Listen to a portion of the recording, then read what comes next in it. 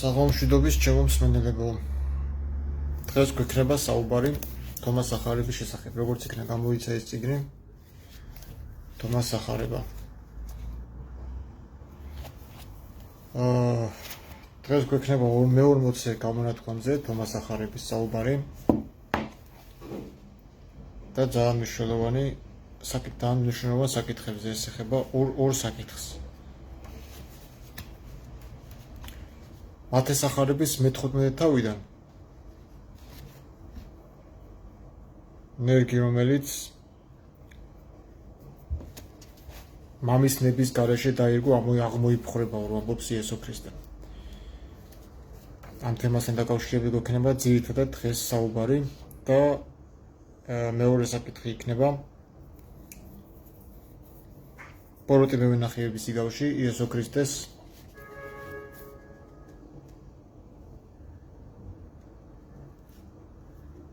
მოსვლის აუცილებლობა.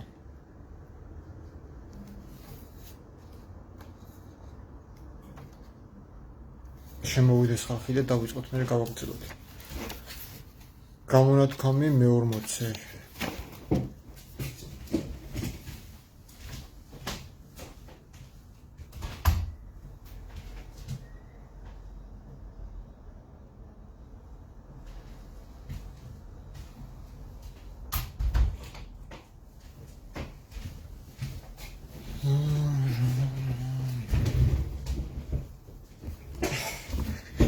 მოკლედ დავიწყოთ და ნენა შემოგვიერთდებიან.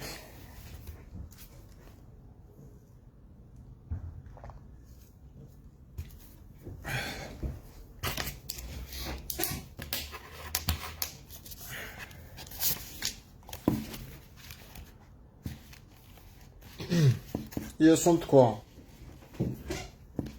ვაზის ნერგი, რომელიც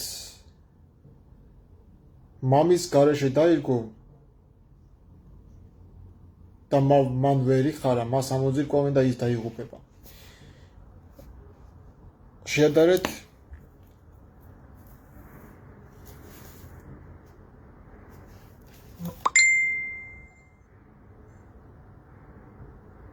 მათე სახარების მე-15 თავის მე-13 მუხლი.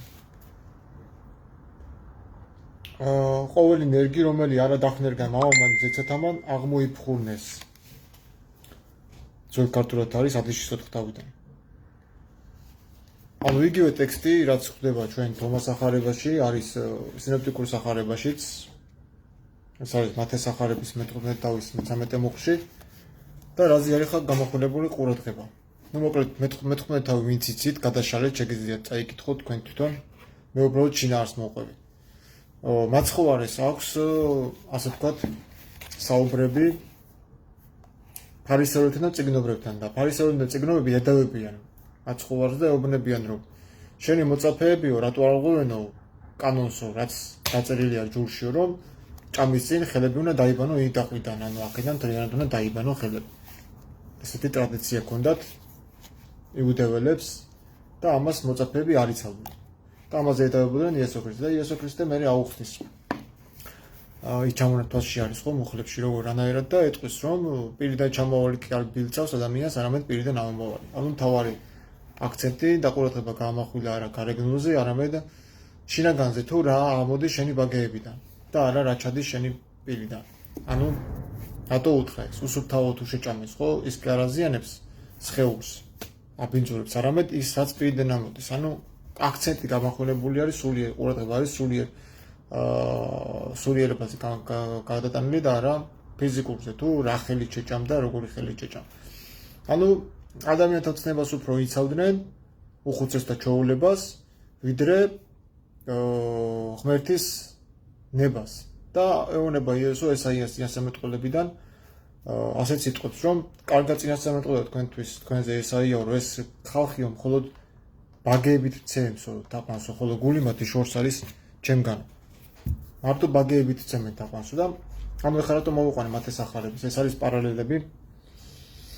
თომას სახარება, ჩვენ ვიცით, რომ მე-5 სახარებად არის უკვე აღიარებული. რუსეთის მართლმადიდებლურმა ეკლესიამ ეს წიგნი აღიარა და გამოუშვა კოპტური ვერსია. და რაც შემეძლო წმინდა მამების ნაშრომები, რაც იყო და პარალელები, თუნდაც სათნოებად მოყარეობის შესახებ და რამოდენიმე ფილოკალიერი მამების აზრები არის აქ მოყვანილი. სკოლიებში მაქვს მითითებული ქვემოთ. ყოველი მუხლის, თითოეული მუხლის განმარტება აქვთ. შეგიძლიათ თქვენთანაც დარწმუნდეთ და ჩახედოთ. ძალიან ბევრი საკითხები აქვს შესული, მნიშვნელოვანი საკითხები არის. მაცხოვრის გენეალოგიასთან დაკავშირებითაც არის ძალიან სერიოზული თეზისები მოყვანილი. მოკლედ, ეხლა ეს იგავი რაზე არის? მე-40 გამონათქვა მაცხოვრის. ესე იგი არის რაღაც ძალა, რომელიც მამის ნების გარეშე მოქმედებს. ამას ჩვენ ვერ გავექცევთ. ფაქტიურად იესო აცხადებს, რომ არის რაღაცა დაჯგუფება, რომელიც მამის ნების გარეშე მოქმედებს. ის ვაზის ნერგი, რომელიც მამის გარეშე დაირგო, მამის ნების გარეშე დაირგო და მან ვერ იხარავ, მას ამოძირკვავენ და ის დაიღუპება. არის ზუსტად ის ცრუ ყალბი რელიგიური დოქტრინა და რელიგიური, ასე ვთქვათ,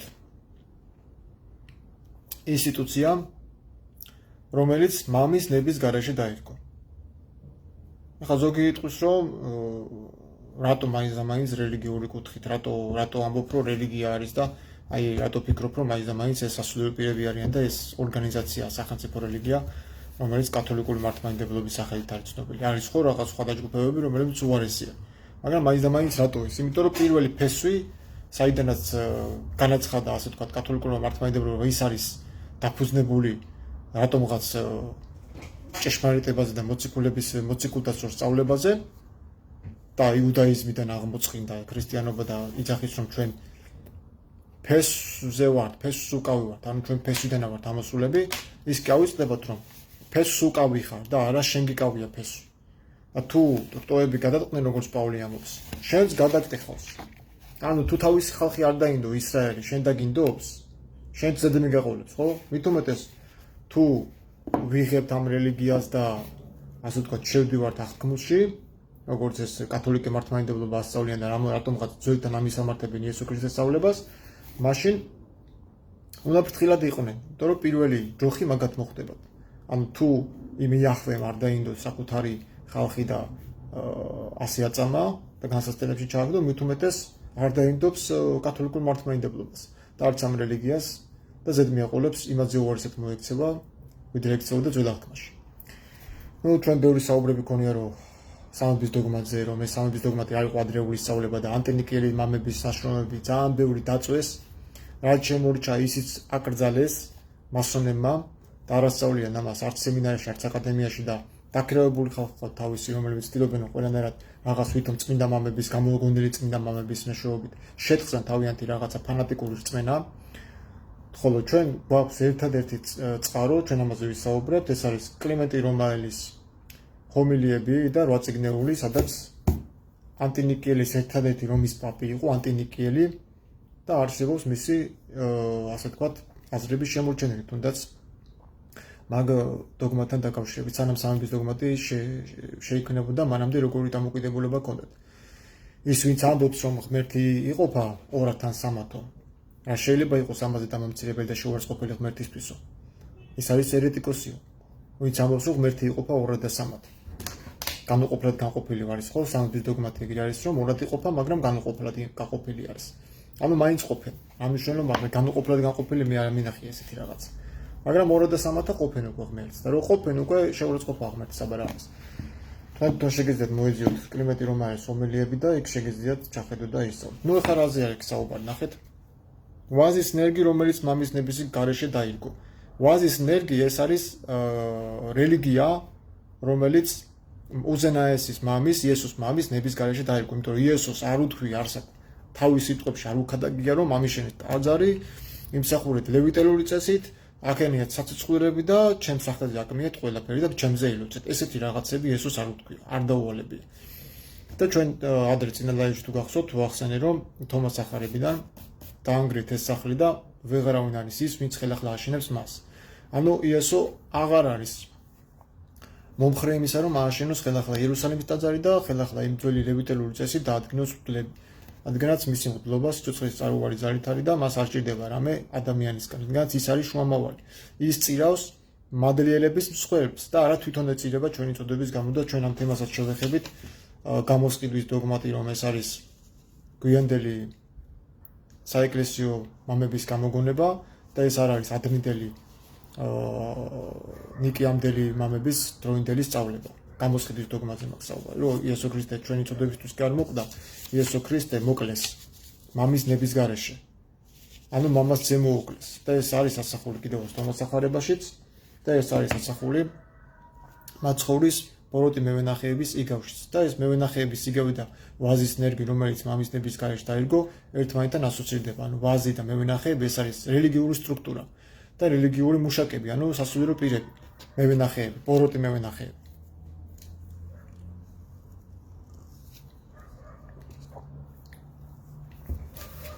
აი ზუსტად ამას გულისხმობს იესო ქრისტე ვაზის ნერგი, რომელიც მამის ნების გარეშე დაირგო. არის ბოროტი ძალა, რომელიც მოქმედებს მამის ნების გარეშე და მამა ამაში არ ერევა როგორც ჩანს. და ესეც საინტერესო კითხვაა, როგორ შეიძლება მამის გარეშეს იყოს რაღაც ძალა, რომელიც მისი ნების გარეშე რგავს იმას, რაც არ შეიძლება. ანუ დააწესოს ის, რაც უზენაესის ნებას ეწინააღმდეგება. რა თქმა უნდა, ეხლა კათოლიკური მართლმადიდებლობა არ არის ღმერთისგან დადგენილი. ჩვენი სასულიერო პირები არც ერთი არავინ არ არის ღვთისგან, არც მოციქულთა ხელდასხმისგან. ეს არ არის მემკვიდრეობა. იმიტომ რომ ჩვენ არა ვართ ლევიტელი მღვდლები, ანუ ჩვენ ქრისტიანები არ ვითვლებით ძველი აღთქმის მღვდლობიდან გამომდინარე მსახურები.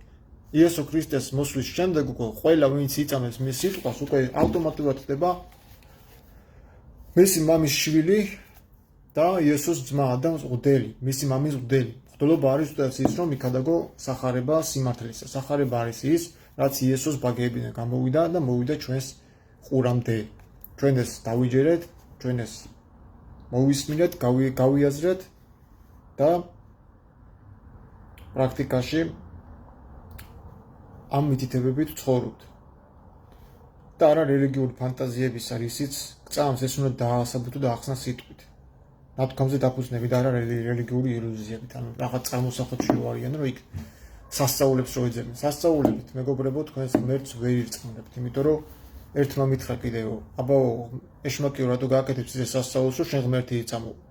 რა თქმა უნდა, რომელი ღმერთი უნდა იწამო, ისიც ღმერთად აცხადებს თავს, ხო? სინათლის ანგელოზად გადაიქცევა, რომ რამენაირად დაგაჯეროთ, რომ ის არის ღმერთი და სხვა მის გარდა არავინ არ არის. აი ვისი ინტერპრეტაცია არის. ეშმაკის პრეროგატივაა ეგ, რომ თქვას, რომ მე ვარ ღმერთი და ჩემს გარდა სხვა არავინ არ არის. ეს არის ეშმაკის დევიზი, თორე უზენაესი ღმერთი და მით უმეტეს მოსიყვარულე მამა ამას არ იტყვის. პირიქით ის ამბობს, რომ მოდი შევქმნათ ადამი ჩვენს ხატად და მსგავსად. ნუ ის ქმნის თავის ქმნილებას თავის ხატად და მსგავსად.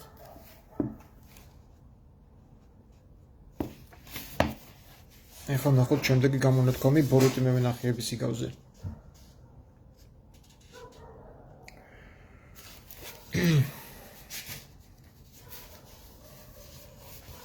მანამდე თქვენც მომაზადეთ კითხვები, რომ მე აღარ იწვალოთ.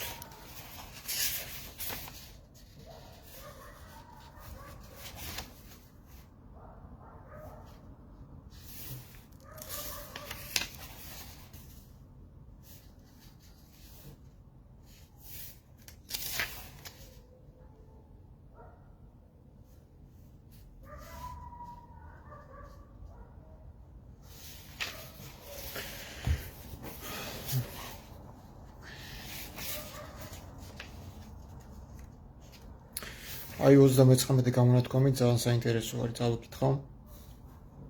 იესომ თქვა, ფარისეულებმა და მწიგნობრებმა მიისაკუთრეს ცოდნის გასაღებები. ეს ფარისეულები და მწიგნობრები არიან დღევანდელი სასულიერო პირები. მოსეს ტახტზეა, ანუ ძველი აღთქმიდან აქვთ აღებული საცეცხლის მსახურება და კანკელები და ტაძრის მსახურება. ეს არის ძველი აარონისეული მსახურება.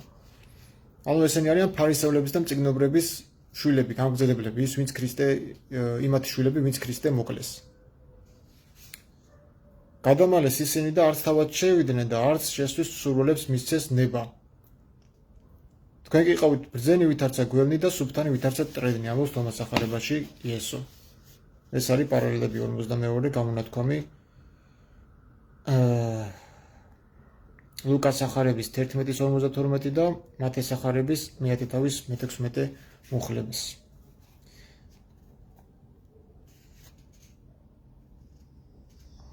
ასე იგი ესენი არიან სასულიერო პირები, რომლებმაც გადამალეს ცოდნას შინაგანი სინათლის შესახებ, რომელიც თქვენშია, სასუფეველის ცოდნა და არ თვითონ შედიან, იციან, მაგრამ არ შედიან, შეგნებულად აკეთებენ ამას და არც მსურველებს აძლევენ ნებას, რომ შევიდნენ. აი კითხვის დასმის უფლება იკრძალება და არც ერთ სასულიერო პირი არ არის ვალიდებული, რომ თქვენ ამ კითხვებზე გიპასუხოთ. რაღაცა პროვოკაციას წარმოგიწყობ, დაგაბრალებთ რაღაცას, რაც შენ არ გითქვია და არ მიდგომი ხარ ესეთი კრეხელური განხრით და უცბად შეგრაცხავენ წვალებლად ან ერეტიკოსად, როგორც აგერ რამოდენიმე წლის უკან მე შემრაცხეს, მაგრამ აღმოჩნდა ტყუილი. Toro შეუძლებელი ადამიანი იყოს წვალებელი და იყოს ქრისტეს შეყვარებული. ესეთი რაღაცა გამორიცხული და კაცმა მე-6 და მე-7 წიგნები დაბეჭდოს ამ თემაში. შეუძლებელი. როცა თვითონ სასულიერო პირებს მე ხარ ვიცი რამდენი საკ წიგნი გამოცემული, რამდენი მუშაობს ამაზე, მაგრამ საკუთარი აზროვნებაც კი არ აქვს. იმდენად არიან მიჯაჭულები რაღაცა წმინდა მამებს, რომ ის წმინდა მამებიც თითოეულა რაღაც გამორჩეულები, მაგალითად დამასკელი, ოქროპირი და მაქსიმე აღსარებელი და რაღაც ესეთი ადამიანები, რომლებიც აირჩია ვინ? პიროვნებამ, ხო? და იმის იქით ვინ რას ლაპარაკობდა და რასთან ქონა წინააღმდეგობები და რა ერესებზია საუბარი, ეს დამალე საერთოდ. თუნდაც წმინდა კლიმენტი რომელის 8 წიგნეული. და რატომღაც წინა პლანეტ წამოწიეს დამასკელის სარწმუნოებით ზედმიწევნითი გადმოცემა, რომელიც საერთოდ თავიდან ბოლომდე შეცდომებია, უამრავი შეცდომები არის. თუნდაც მარიამის მარადქალწულობის თემაზე რო ეხება, რომ ღვთისმშობელსო, ესე იგი არაყოლიაო შვილებიო იოსებისგან, რა ის იქნებოდაო მისი მარადქალწულობის შებრალვაო. არ გაკარებიაო იოსებიო საერთოდ. ესეთი რაღაცები უწერია დამასკელი და თავიდან მივხვდი, რომ ეს რაღაც არ იყო რა. დაქირავებული კაცი იყო, მე თავიდან მივხვდი მაგას, რომ ეს არ იყო რეალობაში. იმიტომ რომ ჩვენ არ ვიცით მარიამის ბავშვობის ისტორია, არ წერია რომ იოსებს მისი პირველი ცოლინა ყავდა ის 4 შვილი, რომელიც ყავდა და ის 4-ვე შვილი იაკობი, სიმონი, ლევი და იუდა, როგორ არის იაკობი, იოსე, სიმონი და ლევი, ისა როგორ იყო კაცო. 4 ვაჟი ხო ყავდა იოსებს, იაკობი, იოსე და ვინ იყვნენ კიდე? ვინც იყვნენ ხო დამავიწყდა. 4 ვაჟის დედათ არის მოხსენებული და არა დედინაცვლად.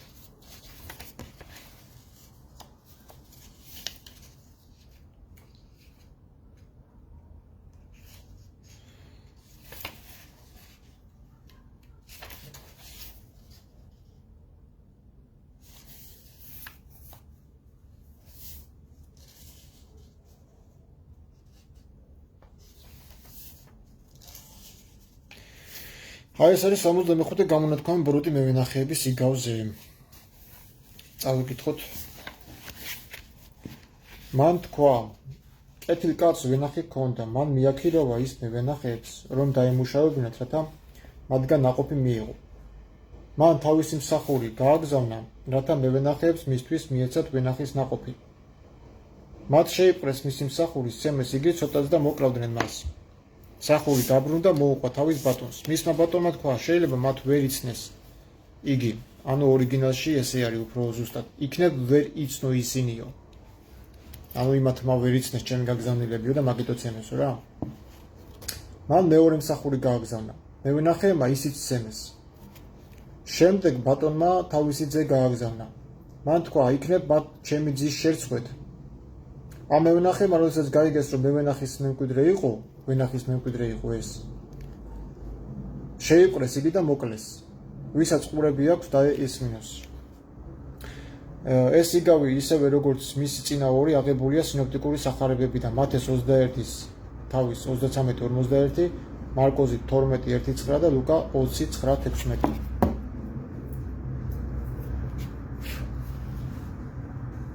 რამდენიმე დამატებით და ესაიას ციტატას მეხუთე თავის პირველი მეორეს გამოკლებით.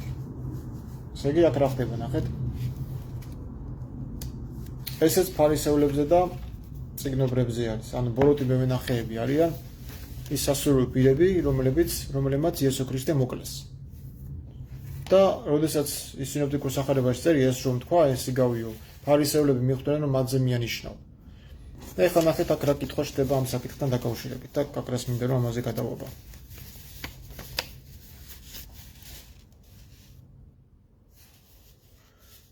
თუ ბიბლიის მიხედვით და წინასწარმეტყველების მიხედვით ვიცით რომ იესო ქრისტე უნდა მომკვდარი იყო ჯვარზე ადამიანთა კაცობრიობის წოდების გამოსასყიდად და ეს იყო მამის ნება, იაჰვეს ნება იყო, მაშინ ამ იგავის მიხედვით სულ სხვა სურათი იხატება. ისე თითქოს მამამ არც იცოდა რომ მას ძეს მოუკლავდნენ. იმიტომ რომ ის ორივე ნაცემები რო დაუბრუნდა ის ორი რო გააგზავნა, ორი მსახური. მესამე ძე გააგზავნა რომ იქნება ჩემი ძის შეწყვეტ რომ არ მოკლაზე არც იფიქრობდა საერთოდ. ანუ მამის ნება არ ყოფილა რომ იესო მოეკლათ ჯვარზე. აქ საერთოდ ჯვარი არ არის ნახსენები. მთლიან თომას ახარებაში საერთოდ არ არის ჯვარი ნახსენები, იმიტომ რომ ჯვარი არ იყო ადრეული სწავლება. იყო აი ესეთი სიმბოლო, თევზი და ქსირო, ეს იყო კონსტანტინეს დროინდელი სიმბოლო. როდესაც კონსტანტინეს გამოცხადება ქონდა, იესო გამოეცხადა, ჯვარი კი არ გამოეცხადა. აი ეს სიმბოლო აჩვენა ქრისტემ, ქსირო, ანუ იქსი და რო ქრისტოს ნიშნავს ამას. შენს მებრძოლებს დაახატე ფარებზეო და გაიმარჯვებ. მე ვიქნები შენთან. და არა ჯვარი, მეგობრებო, ჯვარი არის ხო იცით ის სიმბოლოც არის. ის არაფერი საერთოდ არ აქვს ჯვარს ქრისტიანობასთან. და მოგეხსენებათ ჯვარი მოციქულების განხრით ნიშნავს ტანჯვის სიმბოლოს, თვითონ იესოც ამბობს, ვინც არ აიღებს ჯვარს და ვინც ჩემსავით არ ატარებს ჯვარს, ის ჩემი ღირსი არ არის. გამარჯობა, მეორე ფსალმური რომ არის, მაგის განმარტება როგორ არის? მეორე ფსალმურში რა წერია? ძე ხარ ჩემი დღეს გშობე შეენო? გადაღიზენ ერები და ერმანიზრახად, ხალხები და ერმანიზრახად ცუდი შეეთქვნენ მეფენი უფლისათვის და ცხებულისა მისისათვის, ხო? შეეთქვნენ მეფენიო იაჰვესთვის, ანუ იაჰვეს წინააღმდეგ და მისი ცხებულის წინააღმდეგ. აქაც ორი პიროვნებაა. უთხრა, ხო? მე განვაცხადე თუ როგორ არის, ხო? გიცხადე დიდ საიდუმლოებას დღეს გშობე შენ, ძე ხარ ჩემი დღეს გშობე შენ და კუმრანის ტექსტში წერია დღეს გავხდი მამა შენ, ასე წერია კუმრანის არამეულ ტექსტში.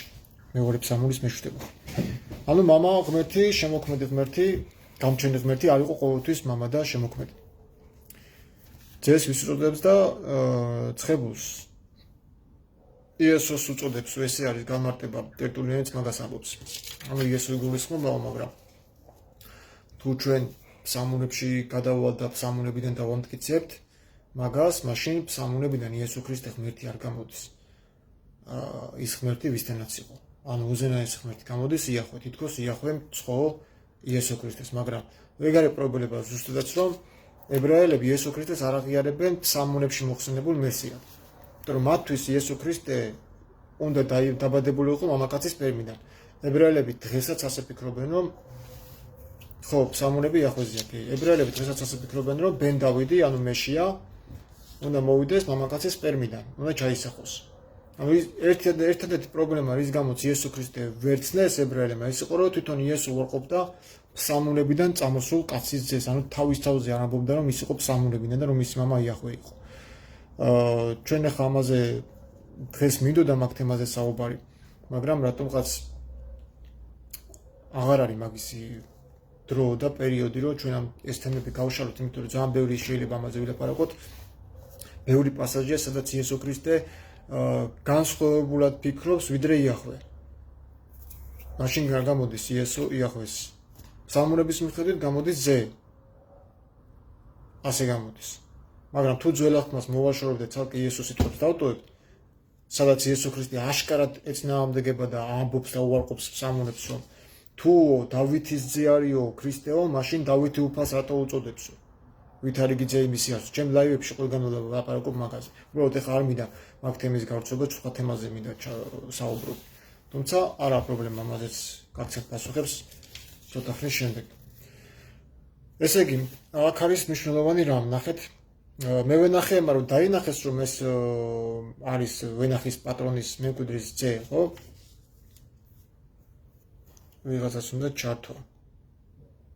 კავშირი ნელია. კავშირი ნელია და ვერ ჩავთავ. ხო. დაინახეს და მოკლეს. ანუ მამა იმ კი არ გააგზავნა. ნახეთ აქ სხვა მამა იხატება. უყურეთ. წინაზე თქვი რომ იესო ქრისტემ უარყო იახვე მამად და თქვა რომ თქვენი მამა ეშმაკია და მასტურია, მათყუარა, სიცრუის მამაა და ჩვენ ძველ აღთქმაში მესამე თავი, მესამე მეფეთაში ჩვენ შევხვდებით რომ იახვე სიცრუის სული ჩაუდგა წინასწარმეტყველებს და გავიდა და სიცრუის სულად იქცა. არის ეგ პასაჟები 22 თავია თუ არ ვწდები მესამე მეფეთას. ხო, არის ესეთი რაღაცები, რომ იახვე მათყუარა, სიცრუის სულია. და იესო ამას ეუბნება, რომ თქვენი მამაო არისო, მათყუარა სულიო. ანუ იახვეზე და მამა ჩემი რომ მამა თქვენი იყოს გეყვარებოდათ. და აქაც ნახეთ ვენახის იგავი, ხო, ბოროტიმე ვენახების იგავშიც. მამა რო აგზავნის ძეს არის ის რომ მოუკლავენ ძეს, ანუ დარწმუნებულია რომ შერცხვება თუ და ვერაფერს ვერ უზავენ. მაგრამ როგორც ჩანს, მოკლეს. და მე რა იქ სინოპტიკურ სახარებაში მოციქულებს ეკითხება, ხო, იესო, რომ რას უზავსო მამა როცა გაიგებენ რომ ძე მოუკლესო. და მე რა ეტყვის პეტრე რომ მოვა და ბოროტეულეს ბოროტად დახოცავსო. ხო, გახსოვთ ეს პასაჟი. შეგახსენეთ მათეს სახარების 21 თავის 33-41 მუხლია, მარკოს სახარების მე-12 თავის პირველი მე-9 მუხლია და ლუკას სახარების მე-20 თავის მე-9-16 მუხლის პასაჟებია ეს იგავი, რაც თომას სახარებიდან არის აღებული. თორე თომას სახარება არის ყველაზე ძველი. ტრადიციული სახარება ეს მოციქულთა პერიოდში და პავლე აქედან ხშირად ციტირებს, არა მარტო პავლე, ორიგენეც და ტერტულიანიც. ну მოკლედ ესეთი კითხვა არის მეგობრებო დასმული თუ მამის ნება იყო ეს არის წინასწარმეტყველის 53 თავის მე-11 მუხლის მიხედვით რომ იახვეს სურვილი იყო მისი ძის გაწირვა ჩვენი წოდებისაგან ჩვენი წოდების კაცობრიობის წოდების თავის თავზე ასაღებად გამოსახსნელად მაშინ ბოროტიმევი ნახეების სიგავში რატომ მოდის მამა მათ დასაჭირად თუ ეს იესოს მამა, სახარებისეული იესოს მამა და იახვე ორივე იდენტურია. აქ აშკარად ჩანს სხვა მამა, რატომ ჯის მამა მისი ძის მკვლელებს, თუ კი მისი სურვილი იყო მისი ძის სიკვდილის მეშვეობით კაცობრიობის ხსნა. აი ესეთი კითხვა არის დასმული. თუ ვერ გაიგეთ, გავიმეორებ კითხვას. ესე იგი, ესაიას 53 თავის მიხედვით წინასწარმეტყველება რომ აღსრულებული იყო, იესო ქრისტე უნდა მოეკლათ. ანუ იახვე მინება მისი გაწირვა, ასე ვთქვათ, მამამ ძე გაწირა ჩვენი წოდების გამო. ხშირად მოგისმენიათ ხულებისგან, რომ ქრისტე თქვენი წოდებისათვის მოკვდა, კაცობრიობის წოდების მოკვდა, მამამ ისე შეიყვარა წუთისოფელო თავისი ძე მისცაო, წუთისოფელსო ჩვენი წოდებისათვისო. ესეთი პასაჟები არის, ესეთი გადაგებები და ესეთი ისინი თეოლოგია. მაგრამ ჩდება კითხვა, რა არის ბოროტიმევი ნახეების იგავის მიზანი და არსი? როცა ეს აშკარად მინიშნებულია, აქ სხვა მამაა რომელმაც არ იცის რომ მას ძეს მოუკლავენ და აგზავნის რომ იქნება შერწყვეთ ჩემი ძის და ვერაფერი ვეღარ დაუშავონ ვერაფერს. ანუ აქაც ისახება სხვა მამა, მეორე მამა, რომელმაც არ იცის რომ მას შვილს მოუკლავენ და თავინა ბოლომდე ანდობთ მათ სინდის ნამოს. მაგრამ როგორ ჩანს რომ დაინახეს მემკვიდრე შულით მოკლეს. ესეთი ბრალდება იყო, ხო, იქ პილატეს მიხვდა თქვა რომ ახლა ბევრი ხალხი მიყვებოდა ქრისტეს. ეს იყო დიდი საფრთხე რელიგიისთვის. აი მაგალითად ეხლა მე რო ვიყო დიდი პიროვნება, ასე თქვა და მე მართლმადიდებლობიდან ხალხი გამოვიყვანო და წავიყვანო და ახალი რელიგია დავარსე და თქვა რომ თქვენ აღარ უნდა იაროთ ტაძრებში და საერთოდ უნდა ზოგი აქციოთ ამ წვერიანებს. აი დაახლოებით აი ესეთი ქადაგებით გამოვიდა ქრისტე ისრაელში და ამბობდა რომ დაანგრეთ ეს ტაძარი და აღარა უნდა არის ის ვინც მას ხელახლა აშენებს. აღარ სცემთ თავს ტაძარში. ქვაზე არ დარჩება. ხო არის ესეთი პასაჟები სახარებისეულად. ეხლა ვიღაცა მეტყვის რომ აგე ვიღაც კეთრონები გააგზავნა ლევიტელთა წესის შეასრულებლად. კი, გააგზავნა. მაგას ვინ უარყოფს, გააგზავნა. რომ აგასრულებინათ მოსაჯული კეთრის განწმენდისათვის შესაწირი. ო კეთრი ვისაც განეკურნებოდა, უნდა მიიგეტანათ ლევიტელი მღვდლებისთვის შესაწირავი. ეს იყო ძველი აღთქმა. თუმცა იქიდან ვინც დაბრუნდა ერთი, იესო ქრისტემ უთხრა დანარჩენი 9 სადარიანო. ხო 10 განკურნებო. ნუ აღარ ეუბნება რომ დაარჩით ძველში და იქ იყავით. ვინც დაბრუნდა იქიდან და იესო ქრისტეს მადლობა მოუხადა და ფეხქვეშ გაერთხო ხო ქრისტეს წინაშე, იესო ქრისტემ მის აიყვანა და უთხრა რომ დანარჩენი სადარიანო. მე ხო 10 განკურნებო. იესო ქრისტე კი გეუბნება მოусმინეთ ფარისეულებს, ციგნობრებს ყველაფერი, მაგრამ უყურე მაცავით ნუ მოიქცევით, მან არ დარჩეთ. ანალოგიურად ჩვენც როცა ვიძახით რომ არის ორი ფრთა, ხო? ვაზი რომელიც მამის ნების გარეშე დაიგო, ეს არის კათოლიკური მართლმადიდებლობა და ძველ აღთქმაში იყო ლევიტელური არონიანი მღვდლობა, რაც დღეს არის განმოტანილი, რომლებიც ამაყობენ რატომღაც ქრისტიანობით, მაგრამ ზუსტად ისინი არიან იმ მათი შვილები, ქრისტეს კვლელების შვილები, იმ მათი რჯულის გამგზელებლები, რომლებიც ადრე სინედრიონ იყო და დღეს სინოდი არის. იგივეები არიან. მაგათმა მოკლეს ქრისტე, სისხლი მაგისიო ჩვენზე და ჩვენ შვილებზეო და აგერ არიან კიდევაც და ამბობს კიდევაც რომ ეს მოდმა არ გადავა, სანამ არ აღსრულდება ყოველივე რაც ჩემზეა დაწერილი და სამყაროზე. სანამ ცა არსებობს და სანამ მეორე მოსვლა არ იქნება, იქამდე ესენი ყოველთვის იქნებიან. მაგრამ მოგეხსენებათ ხო, რამდენი ერესები იყო, რამდენი ბრძოლა იყო კომუნისტებმა ცეცხლში დაწვეს მღვდლები, მაგრამ მაინც ვერ გადააშენეს ეს ფესვი ვერ ამოძირკოს. სულთან ხუთავების ფესვი ყველაზე დიდი სენი და შავი ჭირი ეს არის სასულიერო სამღვდელოება რა. ამაზე დიდი შავი ჭირი არ არსებობს. ჯერ ხო 12 თუ არა 18 საუკუნე არის ტყვეთა სყიდვაში მონაწილეობას იღებდნენ, პატარა ბავშვებს ყიდნენ თურქებზე, ეხლა უარესი. ისე არიან შეკრულები მუსლიმებთან, რომ სხვათა შორის მუსლიმების განთქმულები იყვნენ ბიბლიური კუთხით მართალი ადამიანების ყიდვა-გაყიდვაზე, ვაჭრობაზე. იოსები მართალი იოსები მაგალითად მამას კი არ მოუყვანეს ისმაილიტელებმა. ჩავიდნენ და ფარაონის კარისკაცს პოთიფარს მიყიდეს. დიდ ფასად. იოსები. ხო იცნობდნენ იოსები, როგორ ისმაილის შთამომავლები და ისააკის შთამომავლები ძმები არ იყვნენ კაცს. ხო იცოდნენ იაკობის წუხარება. ნათესავი არ იყო? ხო იცოდნენ ეს იოსები. ხო ეტყოდა რომ მამა ჩემის განავა იაკობი ვარა ისაა ისმაილმა ეს ხო იცოდნენ, არა მამას კი არ მიუყვანეს, იმ დამწუხრებულ კაცს გული კი არ გაუმთელეს. გაუყიდეს შვილი. არის ეგ თორაში მოხსენებული. ხო აი ესე არის, ან ვაჭრობენ რა, ერთმანეთთან შეთანხმებულები არიან კათოლიკური მართლმადიდებლობა და ისლამი და საწყალ ხალხს ესე ვინც არ ემორჩილებოდა, ვინც განსხვავებულად ფიქრობს, ან ერეტიკოსად შერაცხავენ, ან თავიდან იშორებენ, ან ეტყვიან შენ ჩვენ გვასწავლი, თავიდან ბოლომდე წოდებში ხარ. ან ახსარება ზიერება ჩამობარი, ან რაღაცა სისულელებს გეტყვიან. ნუ მოკლედ მეგობრებო, თომას სახარება არის ძალიან დიდი და უდიდესი ღირებულების მქონე მთელ ქრისტიანულ სამყაროში. ეს არის ყველაზე ძველი სახარება, რომელიც მოციქულთა დროს იყო და დაუმალეს იმპერატორს მე-4 საუკუნეში იმის გამო, რომ იმპერატორმა ძალიან ბევრი წერილების დაწვა განეძრახა. ამის გარდა არსებობს 150 სახარება, რომელსაც მალავენ მეგობრებო, ერთ-ერთი სახარება მე გავიგე რომ არის მატათას სახარება და უეჭულეთ არის და მალავენ ძალიან მაინტერესებს რომ გავიგო სად არის სახარება. მატათას სახარება, აი შემოვიდა კოლხეთში რო იქადება ხო? ანდრე პირველ წოდებულმა სინოკანანებმა და მატათა. აი ეს მატათა მოციქული სახარება არსებობს თუ. და ჩვენ ამას გვიმალავენ. ენოქის წიგნის არ იყოს უდამალეს და რო გავხსენი და პირველი წიგნი გამოუცი, ახლა აჭიკჭიქდნენ თუ ენოქის წიგნს. სად იყავით აქამდე? რატო არ აჭიკჭიკებდით აქამდე? ეხლა აჭიკჭიქდნენ, აი 800 ლაიქები და 900 ღმერთმა გიმრავლოთ კაცო, მაგრამ ის თარგმანი რა თარგმანიც არის, არ არის ზუსტი ის რუსულიდან რო იძახით კაცო, ვისი თარგმანია ის ზუსტია იცი? ზუსტი თარგმანი არის ბიბლიეისტ გერმანელ ბიბლიეისტ ავგუსტ დინმანის თარგმანი, რომელიც თარგმნა თამარ ინასარიძემ. ყველაზე ზუსტი თარგმანი არის მეცნიერულად დამუშავებული. ის სასულიერო პირი არც მეცნიერი არის, არც გერმანული იცის, არც ეთიოპიური ენა არ იცის. ამიტომ ვიღაც რაღაცის ნათარგმნებს და კომენტარებს კი არ უნდა ენდოთ ხალხო. ვინც მეცნიერია და ამ საქმეში არის, ხო, დაჟე რომის პაპ დამასკოს პირველმა თვითონ კი არ ათარგმნა რომელიმე სასულიერო პირის ებრაული წერილები. დაიქირავა მეცნიერი იერონიმე და იმას ათარგმნა. და პირველი ბიბლია იყო ლათინურ ენაზე ვულგატა სახელით ცნობილი. ნუ დღემდე ძალიან ძლიერი და ასე დიდი გავლენების მქონე არის მთელ კათოლიკურ მართლმადიდებლობაში ვულგატას ბიბლია. ყველაზე ძველი ბიბლია არის ეგ პირველი ბიბლია, რომელიც ერთიანად გამოიცა იყო ვულგატას სახელობის წოდებით. სადაც არ არის არც ენოქის შესული და არც არცეთი სახარებები ამასთან ერთად, იმიტომ რომ დაუმალეს იმპერატორს. ეხლა ნახეთ რა ხდება. კითხვა გავიგეთ ხო ესე იგი. აქ ჩანს მევენახეს იგავში სხვა მამა. რატომ ჯის მამა მისი ძის მკვლელებს, თუ კი მისი სურვილი იყო მისი ძის სიკვდილის მეშვეობით კაცობრიობის ხსნა. ასეთი კითხვა. თუ წინასამეტყველების შესრულებით მოვიდა ქრისტე რომ ის უნდა მოკლარიყო ჩვენი წოდებისათვის, მევენახის იგავი ცუდად დამაბნეველი არის.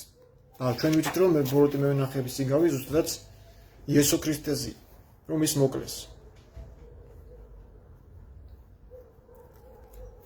მიხდნენ რომ მათ ზელაპარაკობდა იესო იგავურად. რომ იესოს მოკლა უნდათ. ეს 4 თავში ხშირად არის, რომ იესოს მოსაკლავად დასდევდნენ, ხო? დროს ეძებდნენ ჟამს, რომ მოეკლათო ისე.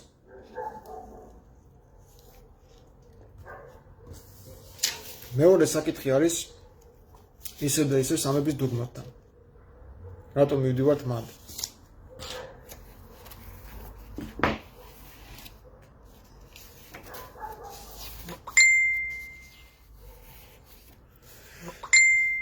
სამების დოგმატი რა არის? სამების დოგმატი არ არის ადრეული სწავლება, ის არც ლოგიკური სწავლებაა და არც პირვანდელი მამების სწავლება. მე წინაზე რო დავიწყე ლაივი ვახსენე, რომ არსებობენ ანტინიკეელი საეკლესიო მამები, რომლის ნაშრომების დაწვეს და ფაქტიურად ერთ-ერთი ნაშრომია შემორჩენილი მხოლოდ კლიმენტი, რომელიც რვა წიგნეული, რომელიც ახალ აღთქმიდან ამოიღეს, არადა ახალ აღთქმაში იყო შესული. თომას ახალების ყიდვა მიდე და შეგიძლიათ ნომერი მითხრათ, რაზე დაგიკავშირდეთ. პირადში მომწერეთ და გამოგიზავნეთ. ან კომენტარებში რო დავასრულებ, მოგწერთ. ხო. ძირითადი პრობლემა რაზე იყო, ნახეთ? ნიკეა კონსტანტინოპოლის წამსზე და მაინც როგორ მეხდა ანტინიკეელების შერიგება სამებისთებთან. ეს იყო მამისა და ძის ერთღმერთიანობა, ანუ ერთი ღმერთი და არანაირად არ იყოფა ორად, არამედ ეს არის პირდაპირ გაგებით, არც ბუკვალური, არც ისეთ გაგებით, არც მამაშვილური გაგებით, პირდაპირ გაგებით ერთი ღმერთი. და ეს იყო პრობლემა, იმიტომ რომ ჩვენ თუ ძველ აღთქმაში წავედით, ძველი აღთქმა პანგურის გვირთყავს, გეუბნება რომ თქვენ ხوار უბერავთ რა იახვე იესოა, იმიტომ რომ იესო მესია მით უმეტეს არ არის იახვე. შეუძლებელია უზენაესი ღვთის მთავარი ხდებოდეს და სწორია და ლოგიკურიცაა, რომ იუდაიზმი არის მონოთეისტური, არ იღებს იესო ქრისტეს როგორც ღმერთს. და კარგი იყო რომ შემეკითხეთ მესიის თემა ფსალმუნებში თუ იესო არის, მაშინ ებრაელებს უნდა მიეღოთ პირველ რიგში იესო, მაგრამ იესო ამტკიცებდა რომ ის არ იყო დავითის შთამომავალი, ის არ იყო ებრაელი. ებრაელები რა გამოდის რომ ქრისტეს ხალხია?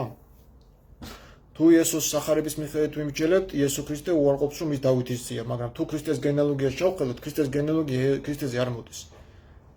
დავითის და აბრაამის შთამომავლობა მოდის იოსებზე და რა შუაშია ქრისტესთან. ანუ იესო ქრისტე არ არის ებრაელი. ის არც წინადაცვეთას არ აღიარებს, აი ეგ თომას ახარებაში წინადაცვეთას უარყოფს. ანუ ქრისტე წინადაცვეთილი არ იყო, მაგრამ 4 თავში წინადაცვეთილი იყო ქრისტე. რა შეჭირდება ღმერთს წინადაცვეთან?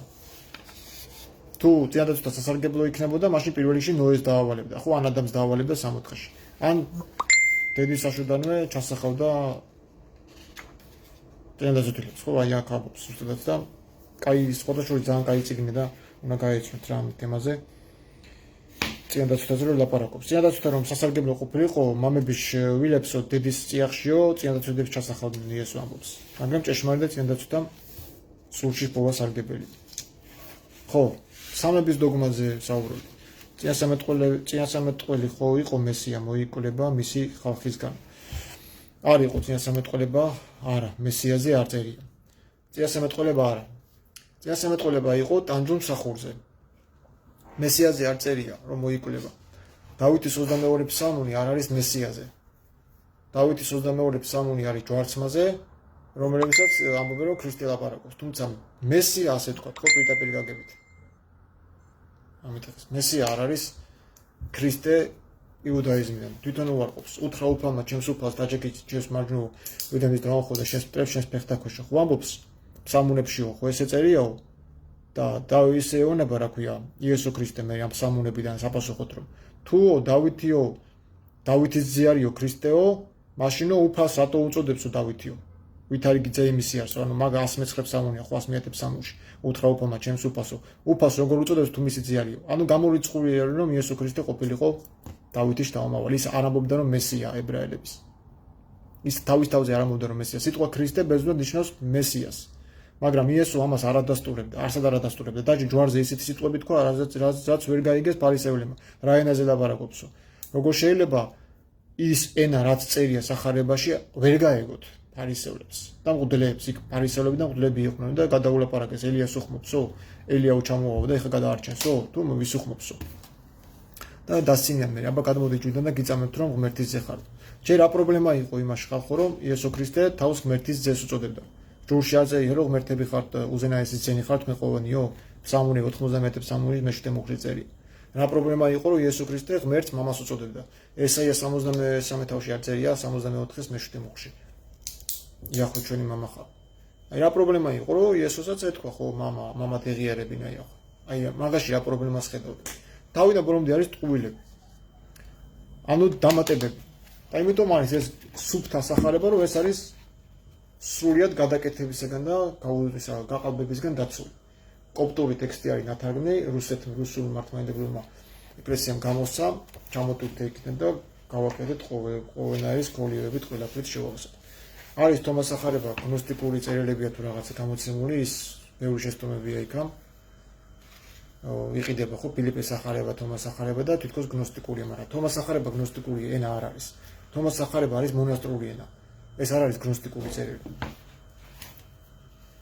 ამიტომ ნუ მივაწეთ ამას, რომ ვითომ მანიქეულებმა და გნოსტიკოსებმა დაწერეს.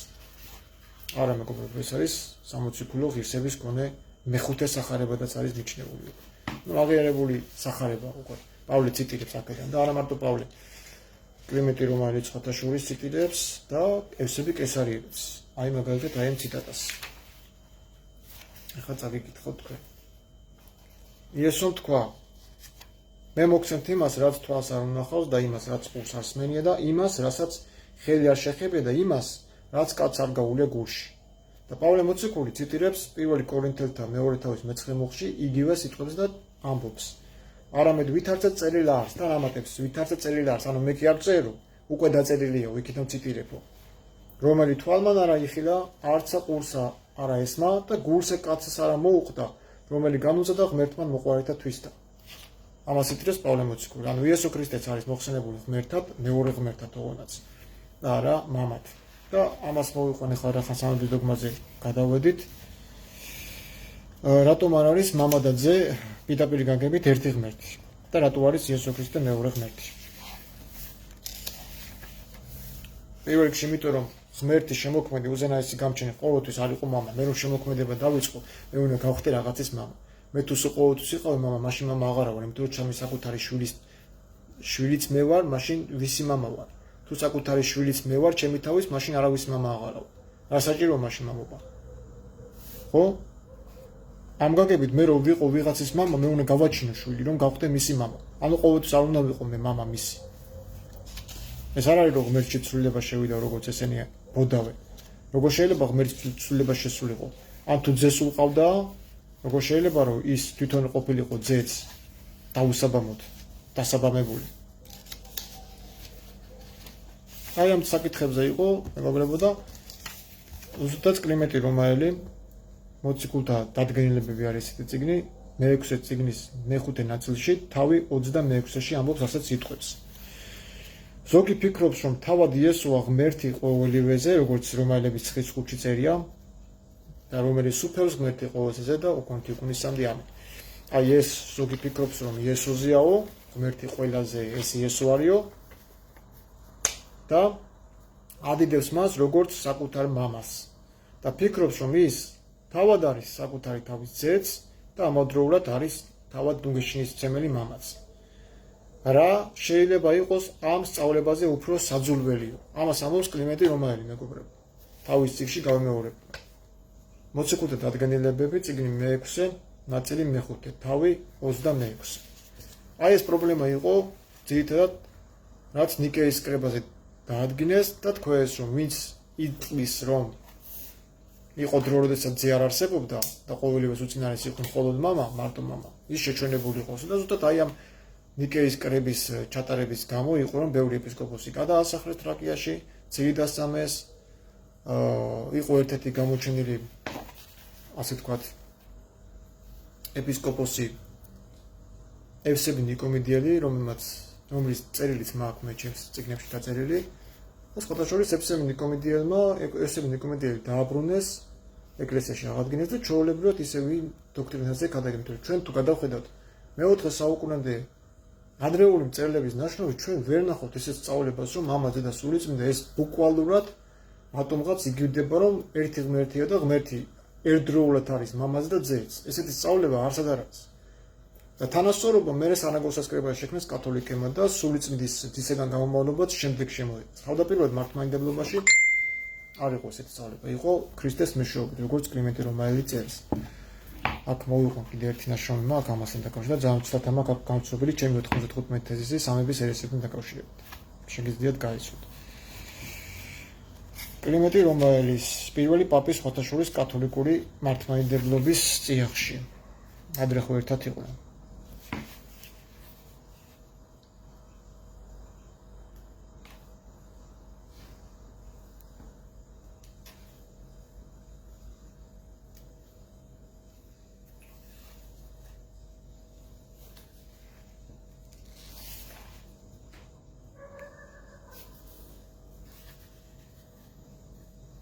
ხავენ ახლა მეგობრებო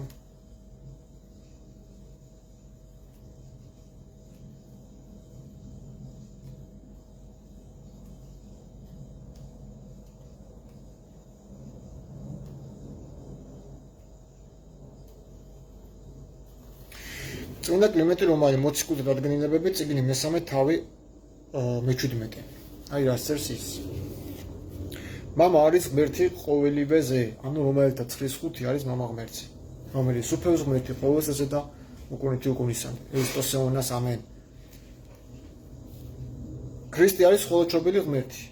გაგვიდით იოანეს ახარების პირველი თავის 18 მუხლში იესო არის ხოლოჩობილი ღმერთი. და არა ძე არ წერია იქ. ორიგინალში წერია თეოსი, ანუ ღმერთი. ქრისტე არის ხოლოჩობილი ღმერთი, საყვარელი ძე, დიდების უფალი, სულიწმიდა არის ნუგეშინისმცემელი, რომელიც ქრისტეს მიერ არის გამოგზავნილი. ხო ამბობს მამასთან თუ არ წავალ არ მოვა თქვენზე. ანუ მამისაგან რომ გამოდის, ძის მეშვეობით იგზავნება და არა ძისგან გამოდის. ხედავთ როგორი სწავლება იყო თავიდან. სანამ ფილიოქო შემოვიდოდა. ქრისტე არის მის მიერ გამოგზავნილი, მის მიერ განსწავლული და მას ქადაგებს. ანუ სულიწმიდა ქადაგებს ქრისტეს. და მის მიერ არის გამოგზავნილი და მის მიერ განსწავლული. ჩემგან ისწავლისო, ჩემგან მიიღებსო და თქვენ გადმოგცემთო და თქვენში იქნება. ხო ამბობს იესო ქრისტე იოანეს ახარებაში. ესე იგი, თუ მამასთან არ წავიდოდა იესო ქრისტე, სულიწმიდის მიცემის ძალაუფლება მას არ ჰქონდა. და როგორ შეიძლება, ანუ ამაზე დიდი სითაუხედი არ არსებობს, რომ ვიღაცამ თქვას, რომ ღმერთი ერთდროულად არის მამაც და ძეც. ძალიან ბევრი სასულიერო პირის გამო მისმენია დღეს მართლმადიდებლობაში, ძალიან ბევრი კრეხელიაც. მეორე სასულიერო პირი ამბობს, რომ იესო ქრისტე არის ერთდროულად მამაც ჩვენიც და ძმაც. და აი ზუსტად კლიმენტი რომაელი თავის წიგნში წერს ზუსტად ამას, რაც წეგან ახსენე, რომ ზოგიო ისე გათავხედდაო, რომ იესოს ადიდებს მას როგორც საკუთარ მამასო და ფიქრობს, რომ ის არის ძეც და ამავდროულად ნუგეშინისმცემელი მამაცო. ანუ ერთდროულად არის ღმერთი ძეშიცო და მამაცო, ერთდროულად არის ღმერთი ძეც და მამაცო. ბევრი მკერხელი და ბევრი ლაპარაკობს ასე. ალბათ თქვენს დამეთანხმებით, რომ შეგხვედრით ეცეთ სასულიერო პირებიც, მრევლიც, რომ ეს გონები ჩაუწდომელია, სამების დოკუმენტი გონები ჩაუწდომელი, არაფერი არ არის გონები ჩაუწდომელი. კლიმენტი რომაელი მის გავს რამეს არ ამბობს. ყველაფერი ღმერთმა თავისი მოციქულების მეშვეობით ნათლად და კონკრეტულად გადმოგცა. ვინ არის ქრისტე ჩვენთვის და ვინ არის უზენაესი ყოვლისშემზე ნუგეშინისმცემელი ყოველი სულების მამა. ეს წერია ენოქის წიგნშიც, ეს წერია ზირაქის წიგნშიც და მთელი ბიბლიური პასაჟები ამაზეა. იესო ქრისტე არსად არ ამბობს, რომ მე თავად ვარ ის, ვინც გამომაგზავნა. და ჩემი სახით ის არის, ჩემი გამომგზავნელი მოსული. ყოველთვის ამბობს, რომ მე მარტო არა ვარ, ჩემზე მოწმობს მამა და ჩემ თავზე მოწმობ მე. ჩემი მოწმობა რო იყოსო მარტო, ჩემი მოწმობა ჭეშმარიტი არ არისო. მაგრამ თუნდაც მე ვამოწმობდი ჩემ თავზეო, ჩემი მოწმობა მხოლოდ იმიტომ არის ჭეშმარიტი, რომ მარტო არა ვარ. ჩემზე ამოდროულად მოწმობს მამაო. და ორი მოწმის კანონი ჭეშმარიტებაა და ეს ყველაფერი მიწერია ამ წიგნში და შეგიძლიათ გაიცნოთ. ეხლა კითხვებზე გადავიდეთ დამისვი კითხვები და შეძლებისდაგვარად უპასუხოთ.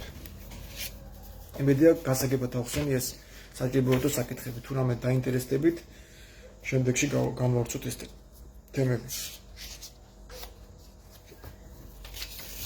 კითხვები დამისვით, აბა დავიწყოთ. ფსალმუნები იახვეზია, დიახ, ფსალმუნები იახვეზია. მაშინ რა გამოდის? იესო იახვეზია? ფსალმუნების მიხედვით და ძველი აღთქმის მიხედვით კი იესო იახვეზი არის. ესე გამოდის. თუ ძველ აღთქმას გავწევთ, მაშინ შემოდის სხვა მამა მევენახის იგავში, რომელიც არ უკავშირდება იახვეს და არ უკავშირდება იმ მამას, რომელმაც 60-დან გამოყარა ჩვენი მშობლები ადამი და ევა.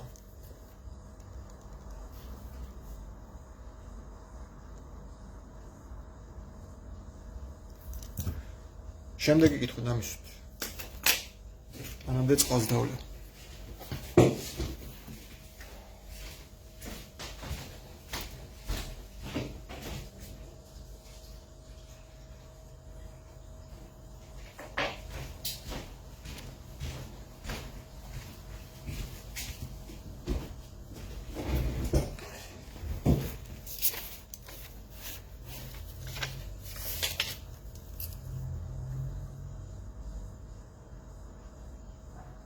ნებისმიერი კითხვა მეგობრებო არ არის ან ისეთი საჩუქრიოდე რაღაც. მე მგონი კითხვები ძალიან ბევრს გაქვს და ეს კითხვები რაც უფრო მეტად გროვდება, ნახე როგორ ხდება სულიერ სამყაროში, გამოძახილი ხდება რა. ერთ დაჯახებაზე რო შეხვალთ უკვე ერთ წინააღმდეგობას რო შეეჯახებით, მე ავტომატურად მოდის 10 წინააღმდეგობა. და განვითარების მხრივ სულიერ საფეხურებზე აუცილებლად უნდა შეეჯახოთ განსასწრებს და წინააღმდეგობებს, რომ თქვენ მეტად განვითარდეთ, შემეცნებლები გახდეთ. ანუ შემეცნება საკუთარ თავში აღმოაჩინოთ ის სინათლე, ჭეშმარიტება, რომელიც ხდება საწინდარი გათავისუფლებისა თქვენისა უმეცრების სამყაროდან, ანუ უცოდინობისგან.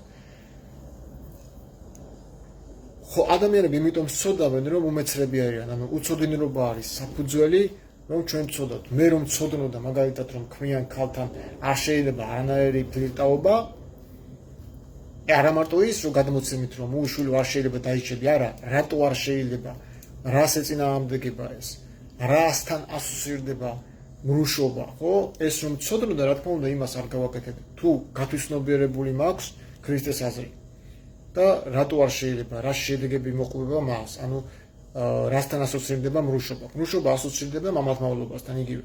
ვინც მრუშობს, იგივე მამათმავალია ჩემ თვალში, არაფრით არ განსხვავდება, იმიტომ რომ თუ ქრისტემ დააწესა რომ ქალი და კაცი არის ერთი ხორცი, გაშორდებიან თავისუფლებით და იქნებიან ერთ ხორცი, რა ხდება, როდესაც სხვა მამაკაცი მიდის და სხვა სხეული შედის ამ ურთიერთობაში.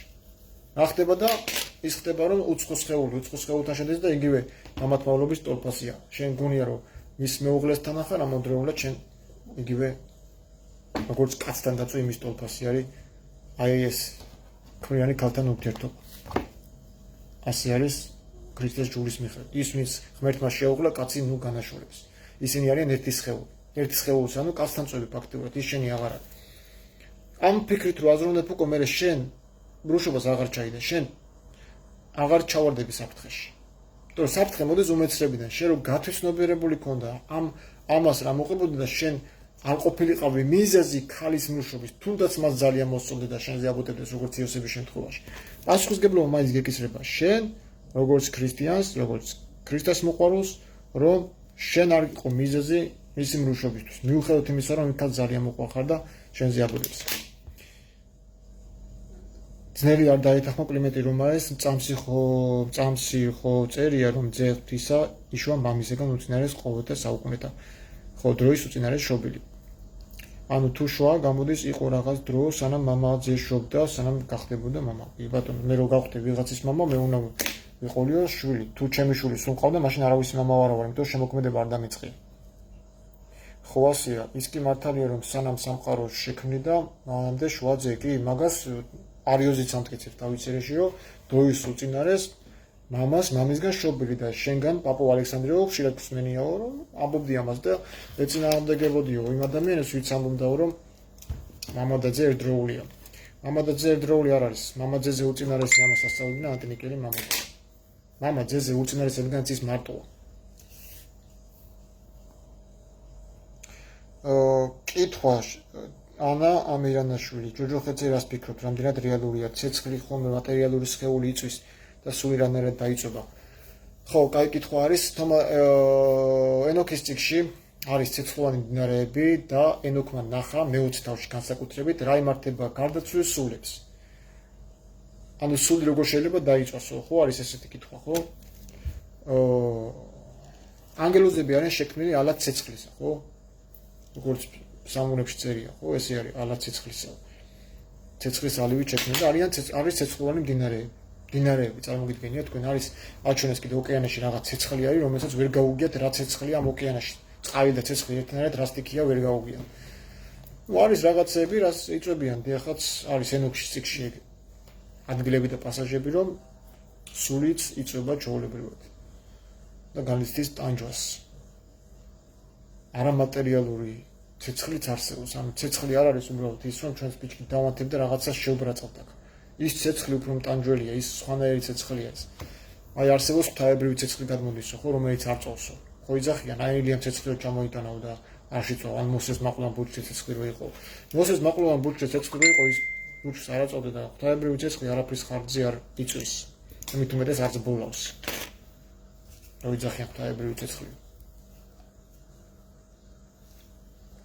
ღვთაებრივი ცეცხლი ვაკუუმში წინდება მაგრამ აბა შეიტანეთ ეგ ღვთაებრივი ცეცხლი ვაკუუმში თუ არ ჩაქრება სადეთ აბა ერთ გიგნაძესი არ იყოს კიდე ადრე დამეწერა კომენტარებში რომ აიო სამება როგორ უნდა გაიგო ვიციო ცეცხლიო მაგალითათო ცეცხლის სტიქიაო ბრწყინვალების გარეშეო ხო არ არსებობსო ცეცხლიო ასე არისო ქრისტე მამის გარეშე არ არსებობს წარმოგიდგენთ ამ ხელნაკლებობა მეგობრებო ძე მამის გარეშე არაფერი არ რაში ჭირდება მამას ძე ეტყვის და რასაც ეტყვის იმას შეასრულებს ქრისტე ქრისტე თავის მიებით კი არ მოქმედებს ქრისტე ემორჩილება მამას ის ვინც უზენაესი საფარქოში დამკვიდრებული ყოვლის შემძლეს ცდილიქოში ისვენებს 80 სამულში ხო არის და თუ ჩვენ სამულებს ვეთანხმებით მაშინ სამულები ვისი არის ყოვლის შემძლეს ცდილიქოში ვინ ისვენებს ვინ ის ისვენებს დავითი ვის ეუბნება ამას უზენაესი შენს თავშესაფრად აირჩიო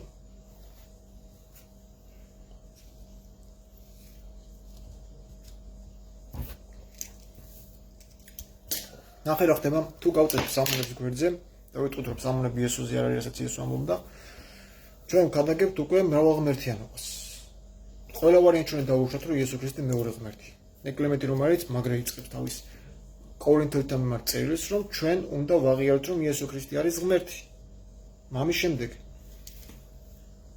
მამა არის ძეზე უწინარეს თუ აღიაროთ რომ მამის შემდეგ მეორე ღმერთია მაშინ არის ჩვეულებრივი მრავალღმერთიანობა ანტიტრინიტარული დამოკიდებულება რასაც მე ვქადაგებდი რომ დაბადების პირველ თავში აი ზუსტად ეს არის პანთეონი არის ღმერთები ქმნიან სამყაროს და ადამიანებს დედამიწაზე მამაკაცად და დედაკაცად ორივე ღვთისხატება მაგრამ შემდეგ ნიკეილებამ განაცხადა ხმამაღლა რომ ქალი არ არის ღმერთის ხატება და ქალი არ იმსახურებს იყოს დიაკონი ან მღვდელმოღვაწე და ქალს აუგზავნეს სახარების გავრცელების უფლება არა და ქალს ძალიან დიდი როლი აქვს სახარების გავრცელებაში და თომას სახარებაში ზუსტად ქალებს ეკისრება დიდი პასუხისგებლობა სახარების გავრცელებაში თუ ამის გამო ამოიღეს ასე ვთქვათ არ მიიღეს არც პროტესტანტებმა და არც ქრისტიანებმა და კათოლიკებმა ეს სახარება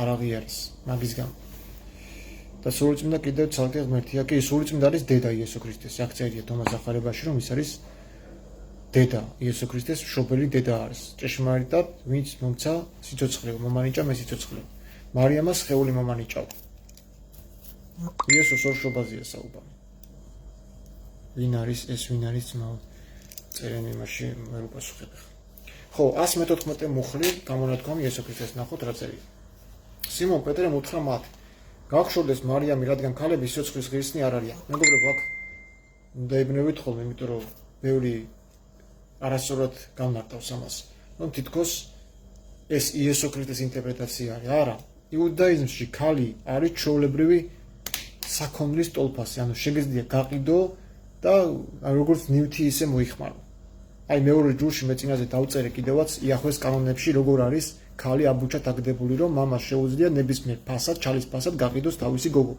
ან მიყიდოს ნებისმიერს ან გამოისყიდოს არის ეგ მეორე ჯულის პასაჟები და შეგიძლია თქვენ ნახოთ როგორი ქალთმონძულია იახვეს კანონები მთლიან თორაში ამ კუთხით ეუბნება პეტრე იესო ქრისტეს რომ გაგშორდეს მარიამიო ქალები არ იმსახურებენ სიცოცხლეს იმიტომ რომ იუდეური გაგებით პეტრე მართალია როდესაც ასე ამბობს ქალები მართლა ქალების სიტყვას ფასი არა აქვს იუდაიზმში არც დღეს და არც მანამდე არ ქონდა ქრისტეს დროს და ნახეთ უყურე იესო ამას კი არ ეთანხმება და იესო ქრისტე იახვეს კანონების ნებას კი არ ეთანხმება. იესო ქრისტე ამბობს ნახე რასეთ თომას სახარებაში რა და ამის გამო ამოიღეს კათოლიკებმა ეს სწავლებიდან ეს სახარება თორე არც ერთი აქ ერეტიკული და წვალებლური ამ სახარებაში არაფერი არ წერია. შეგიძლიათ თქვენ თუნდაც გაეცნოთ, შეიძინოთ და გაეცნოთ. ეს სახარება არის კოპტურ ენიდან თარგმნილი.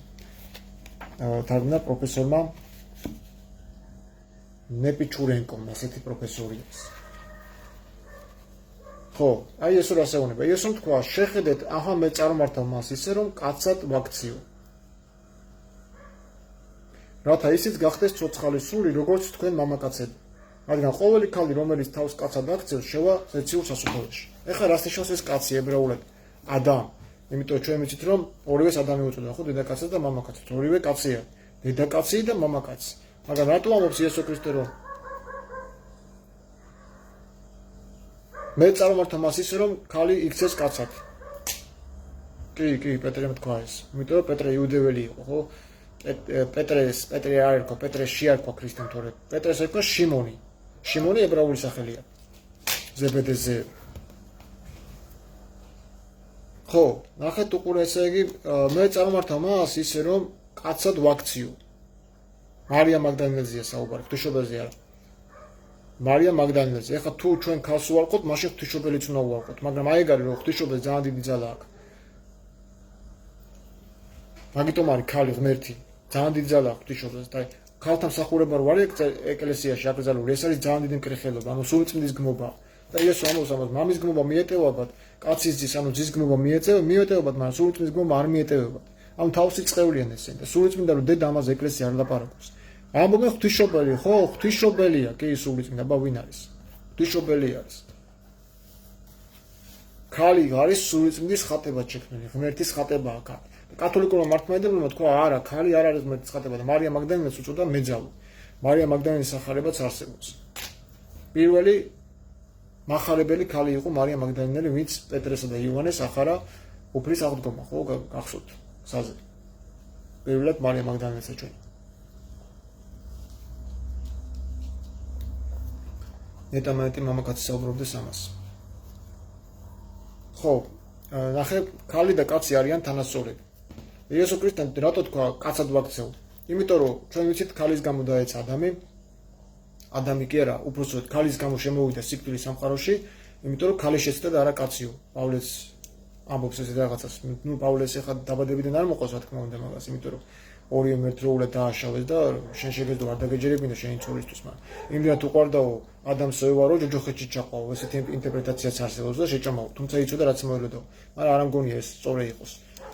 უფრო ვარაუდობ, რომ პავლე ციტირებს ენოქის წიგნიდან. ენოქის წიგნში არ წერია რომ გველმა აწტუნა ან სატანამ გამოაგდო ის 60-დან რაღაც, ესეთი მსგავსი არაფერი არ წერია. ენოქის წიგნში წერია რომ ევა მოატყვა ანგელოზმა გადრიელმა 69 თავი არის. ენოქის წიგნის. ამიტომ გააქრეს ეგეც, იმიტომ რომ თორას ეწინააღმდეგებოდა. თორაში გველია დამნაშავე არის და გველი არაფერ შუაში არ არის, იმიტომ რომ იოანეს საინემო წიგნში გველი მხსნელი იყო, ვინც შემეცნება მისცა ჩვენს მამებს. ანუ 60-ეული ისტორია ყალბია, ჩავარდა. რაღაცა მოხდა იმის შემდეგ, ანუ მოკვდავები იყვნენ ადამი და ევა. ის კი არა რომ შეჭამეს მერე გახდნენ. ყურანში პირდაპირ წერია რომ ეშმაკია უნება თქვენმა ღმერთმა ვაგეკრძალა თუ ამ ხიდან ჭამაო, რათა არ გახდეთ ანგელოზებივითო და არ გახდეთ უკვდავნიო. ანუ გამოდის რომ ყურანის მიხედვით ადამ და ევა ჩვეულებრივად მოკვდავები იყვნენ და სიკვდილი უკვე ადამ და ევამდე არსებობდა. აბა რატო ეტყოდა ეშმაკი რომ ანგელოზებივით არ გახდეთ და არ გახდეთ უკვდავნიო. ღმერთები უკვდავები არიან და ადამიანი ქმნილება ყველა მოკვდავი არის. ადრე თუ გვიან ადამ და ევა მაინც მოკვდებოდა. ამიტომ ის ინტერპრეტაცია რომ თითქოს ადამი და ევა უკვდავები იყვნენ თავიდანვე, მაშინ სიცოცხლის ხის აუცილებლობა რაღა იყო, რომელიც შემდეგ უნდა მიეღოთ, ხვდებით? სიცოცხლის ხიდან უკვე უკვდავება უნდა შემოსულიყო, მაგრამ იმ სიცოცხლის ხესთან მიახლებას მე იახვე უშლის. იმიტომ რომ უკვე აკრძალული ხილი შემეცნება გასინჯეს. ანუ ნახეთ აქ უკვე ალეგორია, ნახეთ, თორა შენ გიშლის წინაღობა, ლევიათანი სხვა რა არის, განამართა უჩხულია, შეიძლება უჩხულიც არის, მაგრამ ლევიათანი ეზოთერიკულ დატვირთვაში არის ზუსტად ის, ვინც გეღობება საკუთარ თავში სინათლის ძებნაში. ხეს გიშლის, ეს არის ლევიათანი, შავბნელი ძალა. და ეს მე შექმნიანი ლევიათანიო, ჯერ უზენაესი თუ მოსიყვარულე ღმერთი ესეთი ურჩხულები რატო უნდა შექმნას ჩემამდე არ მოდის. დიდი დრაკონის თავებით არის და გველი ვეშაპია ზღვაში და კრაკენი რო უწოდებენ რაღაცა, ხო, ჯერ ამის შემოქმედი თვითონ რა უნდა იყოს. რომ ესეთი თავში ესეთი რაღაცა გაიაროს, რომ ესეთი რაღაცა შექმნას. სხვაში ურჩხული და გასართობად შექმნა იობის ციხე წერია, გასართობად შექმნა სხვაშიო დიდი ზღვის გველი ლევიათანიო. გასართობად რას ქვია რა ხალხებს ჭამს იქა და გემებს ყლაპავს და იახო ერთობა იქიდან და არიხა უზენაესი სისულელეები რა. ნუ მოკლედ აქ რატო ამბობს მე წარმართავ მას ისე რომ კაცად ვაქციო რათა ის გახდეს ცოცხალი სული როგორც თქვენ მამაკაცები. რახან ევა მოტყუდა ანგელოზ გადრიელისგან მან დაკარგა კაცობა. ამიტომ ამბობს რომ ნებისმიერი ქალიმა უნდა იფიქროს როგორც კაცმა. განა მამაკაცურა და კაცობაში მამაკაცურობა კი არ ეგულისხმება კაცო. ქალმა უნდა დაუბრუნდეს თავის საწყისი რაც ჰქონდა მანამდე სანამ მოტყუდებოდა ეშმაკისგან, ანუ ანგელოზი გადრიელისგან. ანუ ქალმა უნდა აღედგინოს ის ღვთაებრივი მასში რაც თავად თვითონ არის. რომ ქალს აქვს ღმერთობის საწყისები, ქალიც ღმერთის ხატება არის, სულიწმინდა დედის ხატებაა და ქალს ძალიან დიდი ძალა აქვს. ანუ ფაქტურად კაცები ქალებისგან უჩნდები. ნახეთ უზენაესმა რა კარგად გააკეთა, რომ რამენაერად ჩვენ მასზე მაღლა არ უნდა გვეყენებინათ თავი, იმიტომ რომ ქალისგანა ვართ ნაშრობები და თვითონ იესო ქრისტეს ქალისგან დაიბადა. რამხელა პატივში არის ღვთისმშობელი აყვანილი მარიამი, რომ იესო ქრისტე დიდების უფალი, ხო, ხოლოჭობილი ღმერთი ქალის საშოდან დაიბადა. ეს არის წარმოუდგენელი და იუდაისთვის საერთოდ მიუღებელია. იმიტომ აბრალებენ იესო ქრისტეს მრუშობის ნაყოფს. რომ ეუბნებიან ჩვენ სიძვისგან შობილები არა ვართო. რატო ეუბნებიან სიძვისგან შობილები არა ვართო? ესე იგი ისინი ფიქრობდნენ იესოზე, რომ არ იყო უმამაკაცოდ ჩასახული. იმიტომ რომ თუ მესიაობაზე ქონდათ პრეტენზია, აუცილებლად მესია იბადებოდა მამაკაც ფერმიდან და მაგერ ებრაელთა სახარებაში იესო ქრისტე იოსების ძეთ არის მოხსენებული, ბენ იოსიფ. იმიტომ რომ ქრისტეს გენეალოგია მოდის იოსებზე და არა ქრისტეს. ავტომატურად უკვე ნახან შვილად აღიარა, ჩათვალეს რომ იოსებისგან გაუჩნდა მარიამს შვილი და ასე ფიქრობდნენ. თუმცა ის მაინც ვერ მიიღეს იესო, იმიტომ რომ იესო არ იყო მამაკაცის სპერმიდან, როგორც მესია. მესია ებრაელებისთვის არის მამაკაცის სპერმიდან დაბადებული პიროვნება. ვისაც ყავს ფიზიკური მამა. მაგრამ იესო ქრისტე იყო უმამო, უგვარტომო დასაბამ დღეთა არ ქონე და აკვირდით სიტყვას პავლერასამოს უგვარტომო. ანუ გენეალოგია უკვე ყალბია. უგვარტომო არის, არავის შთამომავალი არ არის.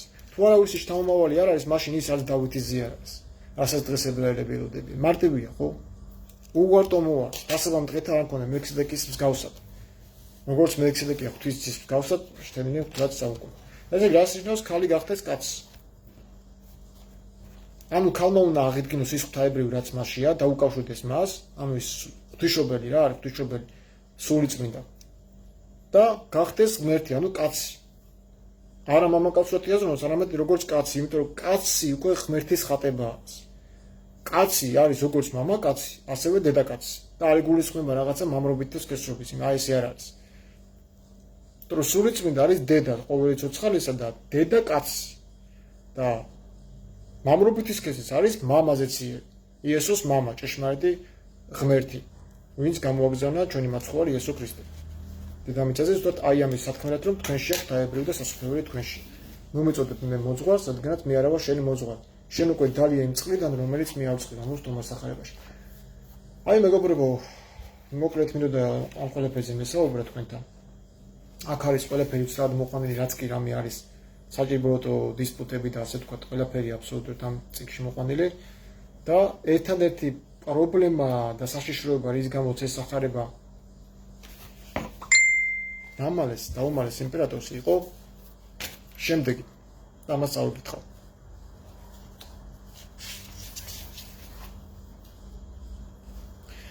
ეკლესია ყოველთვის ამტკიცებდა ბიბლიის ინტერპრეტაციაზე ექსკლუზიურ მონოპოლიას.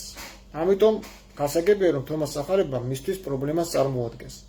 უპირველეს ყოვლისა იმიტომ რომ ამ სახარების ზოგიერთი ნაწილი შეუთავსებელია ფიქსირებული უცვლელ მართლმადიდებლურ დოქტრინასთან. თუნდაც გამოსხდის დოგმატთან. მთელი ტექსტის განმავლობაში იესო მკითხველს ცათა სასופველის მოპოვების უამრავ გზას თავაზობს. ეს ხსნას მკითხველის პირად საქმედ აქცევს და არა მოძღვრის. მოძღვარს არ შეუძლია შენი ცოდების საკუთარ თავზე აღება და შენი ცოდების გამო ლოცვა ან ამის მიტევება. ეს არის ტყუილი ზღაპრები მეგობრებო, რომ მოყავთ ხოლმე რომ ძალაუფლება მოგცა მიტევებისა. რის ძალაუფლება მოგცა? შენი გარდაცვლილი ადამიანის და მრევლის სული არ იცის რა ხდება გარდაცვალების მერე და პანაშვიდებ და წესუგებ და წირვებს ატარებ რომ მოხდეს სამოთხეში, როცა აქვე იწყება ყველაფერი. იქიდან აღარ არის გახსენება. აქედან იქ შენ ვერავიზე ვერ ილოცებ. ანუ ეჭვგეპარება რომ შენ აქ რომ იყო შენი მრევლი და ქრისტიანი რო იყო ის ქრისტესთან ვერ მოხდება გარდაცვალების მერე? ატყობ რამხელა კრეხელები და ერესი არიან ეს თავხედობაც აღარ არის უკვე. ეს კრეხელობა და ერესიც აღარ არის უკვე. აი როგორ რაღაცა იცი ღმერთს ეკითხები მაინც არა შენ ეს სად მიყავს ჩვენს ნებართვის გარეშე თან სტავკებია ფულები აქვს აგე პიტაპიწერია ვაჭრები და გამყიდველები ვერ შევლენ მამაჩემის სამყოფელში ესეც ამოსწონთ არ შეიძლება ხატის გაყიდვა არ შეიძლება საიდუმლოების გაყიდვა ფულს რა სადაც ფული არის ჭეშმარიტება არ არის ხო სადაც ყიდიან სიწმინდეებს იქ ჭეშმარიტება არ არის ვერ გაჩერდება ჭეშმარიტება სიმონია ხო იქ სულიწმინდაზე საფამოსიკუტაში აწერია თქვენ გინდოდათ რომ დაგემარათო სულიწმინდისთვისო ეს ფულიო და იქვე დაეცა და მოკვდა ის ხო ანანია და საფირას შემთხვევას საფამოსიკუტაში ეს უფრო გადატანილი მნიშვნელობით არის თუმცა შეიძლება რეალურად ეს ყოფილიყო ხო არ შეიძლება ეკლესიაში სიმონია ანუ ფულზე მკითხაობები და რაღაცეები აი ფულს თუ არ მომწევ არ გავაკეთებ არ არის საშემოსავლო წყარო არ არის ეს ხდობა ქრისტეს ხდობა აზრის ხდობაზე არ მაქვს საუბარი იქ ქრისტეს ხდობა სხვა რაღაცაა უსასყიდლოდ მოგეცათ უსასყიდლოდ გაეცით ეხლა აი წიგნი თუ დაждდა თქვა სტამბაში ათილარი ამაში რომ კაცმა იგივე მოგთხოვოთ ეს არ არის ახლა ამაში ვაჭრობა მე ამას იმიტომ არ ვბეჭდა რომ ვიბაჭრო ამ წიგნებით სხვა წიგნებს ვბეჭდა მე ამ ფულით ამ ხალხის ფულით მე სპირად სარგებას კი არა უნდა ჩემი ხელფასით დავამატებ რომ კიდევ მეტად გავიღმო ინფორმაციები ვათარგმნო სხვაებს და შემდგომ ერთად შევკრა და გამოვცი ინფორმაციები ახლა მოდის ეს ინფორმაციები ჩემთან მე ვალდებულად ვთვლი თავს რომ ეს ყველაფერი გამოვცი და ჩემს სვენდას მივაწოდო სრულიად უსასყიდლოდ ეს უკვე რაც არის ხა სტამბის ფული და იმ შრომის ფასი ეგ უკვე თვითონ მსმენელის და მყიდველის წმენაზე და სინდისზეა დამოკიდებული და არა იმაზე რომ ლევანი ვაჭრობს ამერებით თუმცა ბევრისთვის მიჩუქნია კიდევ ისეს არ აქვს ფული იმისთვის მიჩუქნია წიგნი და ამას თამარიც აკეთებს ხო ნახეთ აქ რაც წერია კიდე ეს ხსნას კითხვის პირად საქმე დააქცევს და როგორც ჩანს გამორიცხავს სამღვდელოს შუამავლობის ან ორგანიზებული იერარქიის საჭიროებას ახსარება ზიარება რო იძახიან ახსარება ზიარება არ არის გარანტია თქვენი ცხოვრებისათვის მე უდელს შევეკითხე კაცო მამაბასის რომ შენ მეთქი გარანტიას მაძლევ რომ ჩემი ცოდვებს შენაიღებ თავზე და პასუხისმგებელი ხარ ჩემი ცოდვების გამო ღმერთის და შემეთქი და არა მე მაგას ვერ ავიღებ ჩემ თავზე ვერ მოგცე მაგის გარანტიას რომ ღმერთი შენ ცოდვებს ჩემი ლოცვების გამო გაპატიებს აიგეთ გაიხსენეთ იერემიას ასეუნება მოილოცებ ამ ხალხისთვისო არ მოგისმენა ეს კარგად დაიმახსოვრეთ მეგობრებო წმინდანი ილოცებს და ჩვენ გვეშველება ეგრე არ ხდება პირადი დამოკიდებულება ღმერთთან არავის არ შეუძლია სხვას შენს მაგერად იტვირთოს შენი ცოდვები ეგ კარგად დაიმახსოვრეთ ბიბლიურად ესე არის არა მარტო ბიბლიურად რეალობაშიც ესე არის პატიება რასაც იესო ქრისტე პატიებას მოითხოვს თავისი მოწაფეებისგან და ძალაუფლების გადაცემას ეს არის მხოლოდ და მხოლოდ შუღლის მოგვარების მიზნით აი მაგალითად მე ვიღაცამ შემაგინა გულში ღაღლათა მაქვს აი რატო გავამწარეს ადამიანი რომ ამ დონემდე მივიყვანენ და შევრიგდე ამბობს კიდევაც ხო სანამ ჩემთან მოხვათ და ლოცვას აღავლეთ წადით და იმას შეურიგდით ვინც მომდურავია თქვენთან იმიტომ რომ იმის საჩივარი ჩემამდე მოდის იმის საჩივარი რომ მოდის ჩემთან მე შენ ლოცვას არ მოვუსმენ აი ესეთია ქრისტე ის არ მოგისმენს შენ ლოცვას სანამ შენს მოდავებს არ შეურიგდები არ თხოვ პატიებას თუნდაც იმათ არ გაპატიონ შენ ბუდიში მოუხადე აღიარე შენ ინტერნაშაული რომ ვერ ვისვენებ რომ მე ამ მდგომარეობამდე მიგიყვანე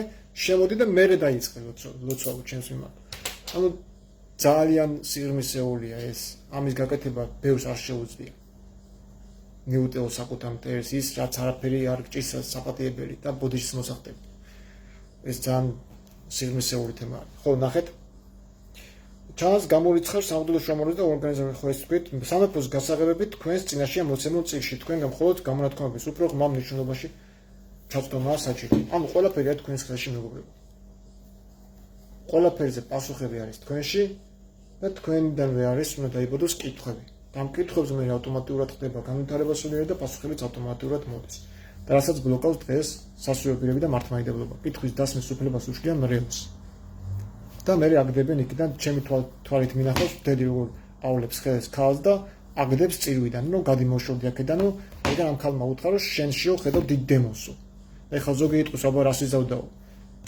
ეხლა მე რომ მითხრა ჩემში ვიღაცამ დიდ დემონს ხედავ კი არ ჩავავლებ ხელს და კი არ გავაგდებ კაცს ვიცი რომ ჩემში დემონი არ არის და რატო უნდა მოусმინო იმას. იყვიროს რა ვიღაცა შეფრობილი შეიძლება შემაკი ლაბარაკებს, მე რა ვიცი. იმან რა იცი ჩემში რა, ხო? აგრესიით რომ მოიქცე და გავაგ უკვე ეჭბადებ გამიგე, ესე იგი არის შენში დემონი ესე რომ აგრესიით იქცე, რაღაც დაინახა იმ ქალ. რატო ვაგდებ? არა გაქვს შენ გაგდების უფლება. ეს όμως ჩემთან მოსულს არსად გავაგდებ. შენ რატო ვაგდებ? თუნდაც ცილი დაგწამა, ხო, ჩემთვისაც ბევრჯერ დაუწამია 1000 რაღაც ვიდეოები ამიტომ ეს ყავს თერი YouTube და ისინი რომ ასეთია, ისეთია, ისეთია და ვერ ამტკიცებენ. იმიტომ რომ არა ვარ ესეთი და მე არ ვიცი თვითონ რა ვარ, სხვა მომარ მითხრას. კი, ნამდვილად უსასყიდლოდ მომეცით ეგ მეორე წიგნი თომას სახარება უღმესი მადლობა. უფასოდ არავინ არაფერს არ აბეჭდავს და კიდე იაფად მიკეთებენ მადლობა ღმერთს, ცოტა ნორმალური ის შეხვდა რედაქტორი და არ მეკეთებს რაღაც ძალიან ფასებში არ ვიწეძებ, რომ ეგეთი წიგნის გამოცემა ნებისმიერ სტამბაში რომ მიხვიდეთ 30 ლარი მაინც ის აი ერთი ცალი რომ გამოსცე. გააჩნია გვერდების რაოდენობას, მე დათვლილი გვერდების მიხედვით და 25-30 ლარის ფარგლებში ბეჭდავენ აი ესეთ ნაირ წიგნებს. სტამბებში. ძვირიგის ყველაფერი, მაგრამ აი ესეთი კაცი ხალხი გინდა რომ იაფად გაიკეთონ. არიან სტამბები, რომლებიც ბეჭდავენ, მაგრამ ხარისხს გააჩნია, ფურცლს გააჩნია. აქ არის რაღაცები, ხო? როგორი ფურცლით იბეჭდება, რომ ეს მე გაიყიდოს მაღაზიებში, მაღაზიაში დადო.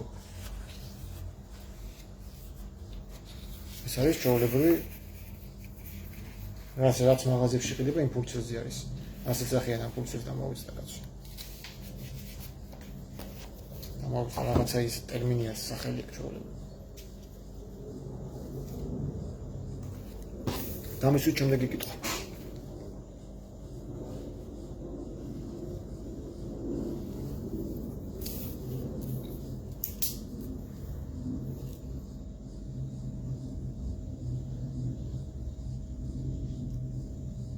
ოფსეტი ხო გამახსენე. აი ესეთი რაღაცა, ანუ ეს წიგნი რომ მაღაზიაში გაყიდოთ და სტამბოვენ დაგიბეჭდოთ, უნდა დაბეჭდოთ ოფსეტის ფორმატში. აი ეს ფურცლის ხარისხია ესეთი. ოფსეტი ქვია. ისე თქვენ შეიძლება წიგნის მაღაზიამ არ მიიღოს ეს წიგნი გასაყიდად. აუცილებლად უნდა ქონდეს შტრიხ-კოდი. და საჯარო ბიბლიოთეკაში აუცილებლად უნდა იყოს გადადარებული რა, რეგისტრირებული. ეს წიგნი ჩვეულებრივად მაღაზიაში გაიყიდოს. კითხები დამისვით მეგობრებო, თუ არა და დავასრულოთ დღეს ჩვენი ლაივი. მეც მაჩუკა ლევანმა 3 წიგნი უსასყიდლოდ, 1 ვიყიდე და 3 მაჩუკა. ღმერთი როგორ წაახდენსა. მეც მაქვს შენი ნაჩუქარი წიგნი, მადლობა დიდი. არაფრის მადლობა თქვენ რომ მეხმარებით. თქვენი მოცემული ფულით ისევ წიგნები იბეჭდება და ითარგმნება ახალი წიგნები. ეხლა ვაპირებ რომ რამენერე თუ შოვა მათათა სახარება. თუ მათათა სახარება უშოვე ძალიან ყმაყოფილი და ბედნიერი ვიქნები, მაგრამ რატომღაც ვერ ჩამივარდა ხელში. ანუ არანაირი ინფორმაციები არ მაგ ვიღაცა ბლოკავს ამ ინფორმაციებს, არ მოდის ჩემამდე. არ ვიცი ვინ აკეთებს.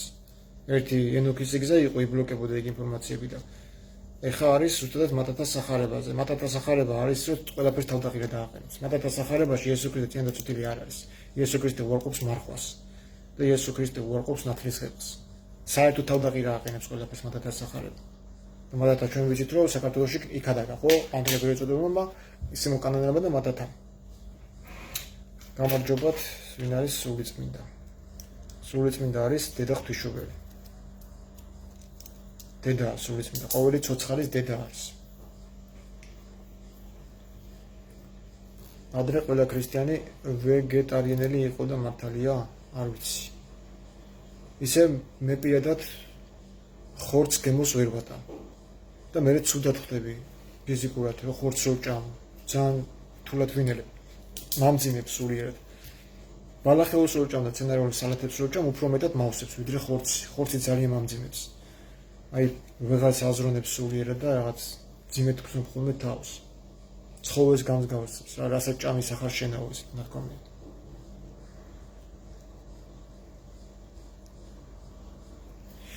ხო, სულიწმინდაზე გიპასუხეთ. მთელი ბავშვობა სულიწმინდის დედად აღვიქვათ. ხო, შემეძდია თომას ახარები და მოგიყვანოთ ეს, რომ სულიწმინდა არის იესოს დედა, ამას თვითონ აქ ამტკიცებს იესო. მათათა მოციქული საქართველოშია დაკრძალული აჭარაში. ხო, მით უმეტეს არა. და მაგის სახარება გააკრეს.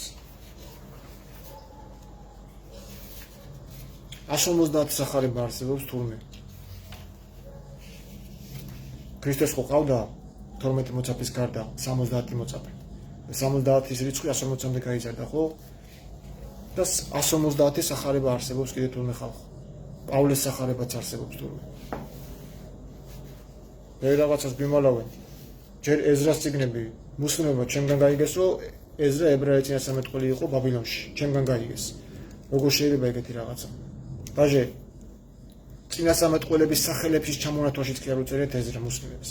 როცა აქ იესო ქრისტე ამბობს, რომ ჩემამდეო 24-მა წინასწარმეტყველმა წინასწარმეტყველა ისრაელში, ჩემამდეო. ეზრას შემდეგ ქრისტემდე დაახლოებით 5 წინასწარმეტყველი იყო, კიდე რომლის სახელებიც გამქრალია და იმათაც ხო წიგნები ექნებოდათ, როგორც ესაია, ისინი დავითი ხო, ფსალმუნები და ისე. წარმოგიდგენთ რა ხდება. ენოქის წინასწარმეტყველი იყო. იესოზე წინასწარმეტყველა ხო, კაცის მოსვლაზე. იესო თუ ამბობს მამის სახელს. სადა თომაში? აქ არ ამბობს. არა. აქ არ ლაპარაკობს. აქ ეძახის, რომ მამა ჩემის გამოსახულება არავის არ უნახი, რადგანაც მისი სახელიდან დიდი ჯგუფი გამოდის და არავის შეუძლიაო მისი თანახმობა, მისი სახის თანახმობა. და იახვე კი ნახა მოსენ ხო, პირისპირ ველაპარაკები როგორც კაცი-კაცს. ანუ სხვადასხვა რა, სხვა მამა არის რა. მე ვენახის იქავიდანაც ჩანს, რომ მამა რომ ძე გამოაგზავნა, მოსაკლავად არ გამოუგზავნია, როგორც ეს ესაიაში იახვესგან არის. იმიტომ არის, რომ მიგვეს ხოლმე კაცო რომ ტანჯული მსახური, ესაიაში იესო არის. იესო ჯვარცმაზე, ფსალმუნებში იესო არის. რანაირად? თუ წინასწარ გაწირა, წეგან ხუდავს შეკითხვა, მაშინ მისი მკვლელების დასაშინად რაღაცა მოდის. იახვე თუ მისი ნება იყო, მისი ძის გაწირა კაცობრიობის წოდების ასაღებად, ხო? გამოსახსნელად. მაშინ მის მოსაკლავად კი ამოვიდა, თავზე ხელს გადაუსვამდა და დააჯილდოებდა. ო, ის ჯული რო აღასრულეთ, ჩემი ძე რო მოკალეთ, კი არ დაგჭირთ, ჩემი ჯული აღასრულეთ, ჩემი ნება აღასრულეთ. იესოს მოკლის სურვილი იყო იახვესი და არა იესოს მამის. იესოს მამას იმიტომ არ გამოუგზავნია ძე რომ მოეკლათ. აი ეს არის მთელი პრობლემა ქრისტიანობის. გამოსყიდვის დოგმატი არის ტყუილი. და ეს ეხება ისრაელს და არა ჩვენ ახალი აღთქმის მიხედვით.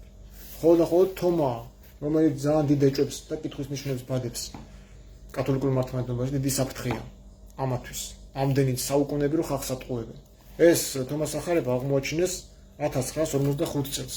წარმოვიდგინეთ 18 საუკუნეა აი მას მალავდნენ. ვიმალავდნენ. სულ არ აღმოჩენილიყო დღემდე ვიქნებოდით აი ამ სიცრუეში. ამდენი საუკუნეების განმავლობაში, ამ ტყუილებში.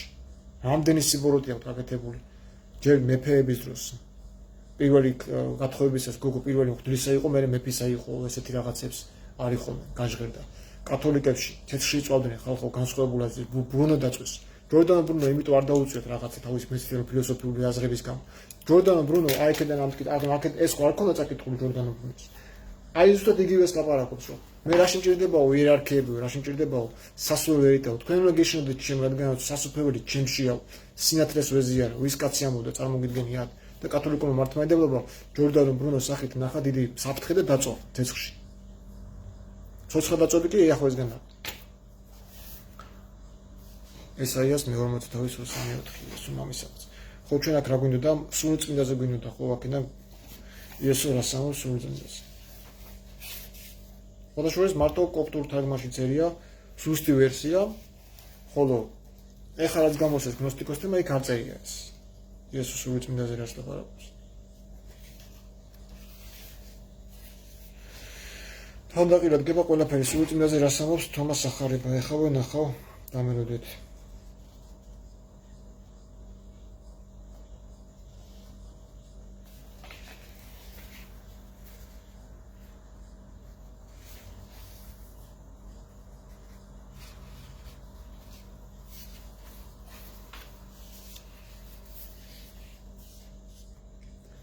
ცოდვის მიტევება ვის შეუძლიაო.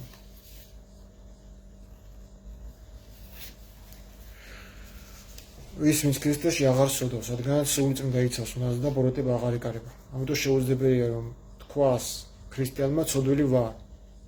ეს ამპარტავნების სიმბოლოა და ქრისტეს ზურგში ქცევის და შეფურთხების სიმბოლო არის. ვინც ამბობს რომ ცოდვილი ვარ. ქრისტე იმისათვის აღმოსვლა რომ გეთქვა ცოდვილი ვარ. ქრისტე მოვიდა რომ შემეცნების მეშვეობით შენ გამოსულიყო სიცრუის სამყაროდან, რომ შენ აღარ ჩაგედინა ცოდვა. და ამას ლევან პეტრიაშვილი არ იგონებს. ამას წერს კლიმენტი რომაელი თავის წერილში, რომ მონათლულ ადამიანი ვალდებული არის ზურგი აქციოს ცოდვის ჩადენას. ვალდებული არის. ანუ აღარ უნდა შეცოდოს. ქრისტე პირდაპირ პატიოს ცოდვილებს. ეგ ახალ აღთქმაში კი. მაგრამ ვალდებულებასაც აძლევს, ხო, წადი და აღარ შეცოდო.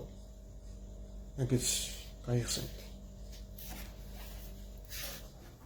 ქრისტე იმისათვის არ მოსულა, რომ შენს გამო დაიკლას და წარამარა ერთი და იგივე ცოდვებში იბანაო, ეს არ არის არც ქრისტიანული სწავლება, არც ებრაული სწავლება. ვინ აგენდობა შენ თუ ერთხელ გაუცროლ ადამიანის იმედებს, შენ მეორედ შენ არავინ აღარ გენდობა. და მქონდა აქვს ამ თემაზე დაივიճა ჩაწერილი, რას ნიშნავს 70 გზის მიტევება. აქ არ არის ცოდვებზე საუბარი. რამდენჯერ შემცოდოს ჩემმა ძმაამო და რამდენჯერ უნდა მივუტევოდ 70 გზის 7 ჯრო. ასე არის ცოდვის ახალისება. ის ადამიანი ჩაიდენს, იცის რომ აპატიებ, ისე ჩაიდენს, ფულს გაგყლიფავს, გაგძარცვავს, საერთოდ არინანებს იმაზე, შენ როგორ იტანჯები ამის გამო. გამარჯობა იმას უსმენ ამ ბოლო დროს, მიქაელს რომ ესაუბრება გნოზისი, ანგელოზის სული, თქვენ თუ იცით მის შესახებ. კი გამიგია წიგნი, მაგრამ წაკითხული არ მაქვს. ანგელოზის გული სხვადასხვა საინტერესო რაღაცები წერია. ცოდვების მიტევება მხოლოდ ღმერთს შეუძლია. ცოდვების მიტევება მხოლოდ ღმერთს შეუძლია.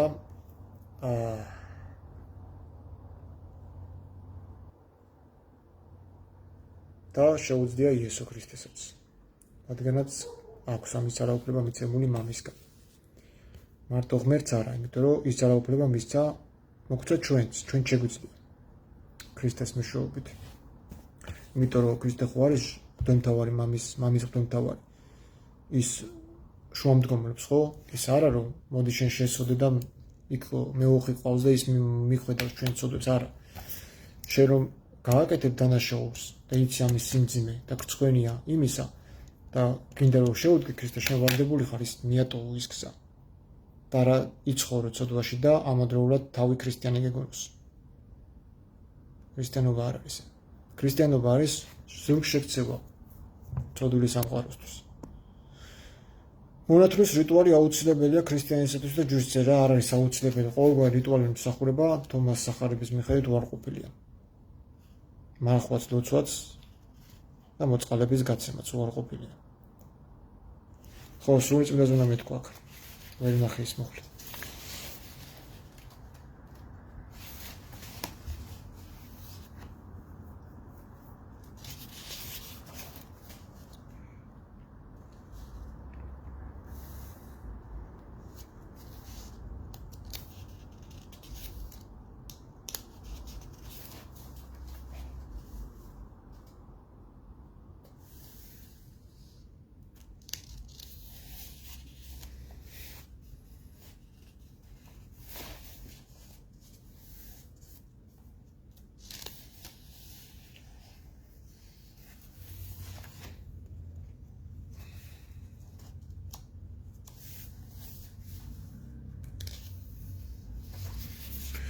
და გადმოვიდა ღმერთის სული მტრედის სახითო ეს როგორ არის? რა თქმა უნდა, მეგობრებო, ეს დაცინვა არის. მე წინა ლაივშიც დავწერე პოსტით დავწერე Facebook-ში და ლაივშიც ვახსენე, რომ ნათლობის ხატი არის იესო ქრისტეს ღვთაებრიობის დაკნინება. სრული ამ სიტყვის მნიშვნელობით. რატო გეტყვით? ჯერ ერთი ნათლობა იყო ცოდვილებისთვის. ებრაელები ამას წელიწადში ერთხელ აკეთებდნენ ცოდვების მისატევებლად, ჩადიოდნენ წყალში და თავიანთ ცოდვებს ატანდნენ წყალს სიანულისათვის. გაიხსენეთ 160 იანვრის მოინანიეთ, რამე თუ მოახლოებული არის ცატასასუფეველი. მოინანიეთ და მოინათლეთ. წყლის ნათლობა სიანულისთვის არის. იესო ქრისტეს არანაირი ცოდვა არ ქონდა ჩადენილი, რომ იოანესგან წყალში მონათლული. და ესენი ნახე ამას რო გავანები, როგორ განმარტავენ, იცი სასულიერო პირები თეოლოგები. იესო ქრისტეს არ ჭირდებოდა იოანესგან ნათლობა, მაგრამ თვითონ ჩავიდაო დიდების მეუფეო და ის წყალი გაწმინდაო. რომელი ის ტლაპიანი წყალი პალესტინაში რო არის, მაგასაც ახით თქვენი იორდანეს? აი ეს ტლაპიანი წყალი გაწმინდა? მოინათლა ხო? ესე იგი სინანულისათვის მოინათლა. ანუ აღიარა რომ ცოდვილი იყო. და ებრაელთა სახარებაში იესო ნათლობის წინააღმდეგი არის. მარიამ ეუბნება რომ წამოდიო მოინათლოთო იოანესგანო ცოდვათა მისატევებლად. იესო პასუხობს, რა ცოდვა მაქვს ჩადენილი რომ მე იოანესგან მოვინათლო. რამე შემიცოდავს რომ მე ამის საჭიროება მაქვს. ის უარყოფს ნათლობას. ამიტომ თქვი რომ ნათლობის ხატი არის ქრისტეს ღვთაებრიობის დაკნინება, რომელიც იყო ცოდვილი მაშინ, ესე გამოდის. სინანულისათვის ჩავიდა წყალში. და ამათმა დაწერეს, სიმართლე უნდა, სიმართლე უნდა აღესრულებინა წყალში ჩასვით. რა სიმართლე უნდა აღესრულებინა, რომ დაიმტკიცებინა, რომ არ იყო ღმერთი?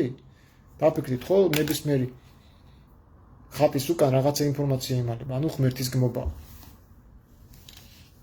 თუნდაც სულიწმინდის ტრედის სახით დახატვა. სულიწმინდა არის დედაღვთაება, ღმერთი არის. ტრედის სახით რატო ხატავენ? ეს ხო არის სულიწმინდის გმობა. გმობა კი არა შეურაცხყოფა არის. ხო ვიღაცამ დედა თქვენის პორტრეტი რო დახატოს და ტრედის სახით რო დახატოს. აი მოგვეწონებათ ეგა თქვენა? იესო ქრისტე ამოსო სულიწმინდა დედა ჩემია. ვიღაცამ ტრედის სახით დაუხატა. აი რომ მოვიდეს ქრისტე. მე მაგას ვეუბნები რა, მზად ხართ იმ ყველაფრისთვის? რაღაც ის გეტყვით? არ ამგონია რომ თქვენ მზად იყოთ ქრისტესთან შესახვედრად, იმიტომ რომ გეშინიათ. და კი არ უნდა გეშინოთ, უნდა გიხაროთ, როდის მოხვიდეთ და უფალო. იმიტომ რომ თქვენ უნდა იცნობდეთ ქრისტეს. არა რელიგიის ხრით, არამედ პირადად. სულის მეშვეობით, იმიტომ რომ თქვენ და ქრისტე ტყუპის ალები ხართ, თქვენ და ქრისტეს ერთი საერთო ხართ, ორივე მამიშვილები ხართ, ცოცხალი მამიშვილები. აი ამის გაცნობიერებას გიშლიან თქვენ სასულიერო პირები, რომ გაიგოთ რომ თქვენ და ქრისტე ძმები ხართ. და არა შენი მამა, იესო შენი მამა არ არის. მოწყალების გაცემა რატომ ავარყოფილი? იმიტომ რომ ახეთ როგორ ამობს ამას იესო ქრისტე, მე-14 მუხლიარი გამონათქვამი იესო ქრისტეს. თუ თქვენ მარხულებთ თქვენს ცოდვას ბადებთ საკუთარ თავში და თუ თქვენ ლოცულობთ, თქვენ გაიკიცხებით. და თუ თქვენ მოწყალებას გასცემთ, თქვენ სულს ბოროტებას გაუკეთებთ. და სხვადასხვა ზირაქის წიგნში წერია, რომ თუ თქვენ დაეხმარებით გაჭირებულებს, ორმაგად განანებთ.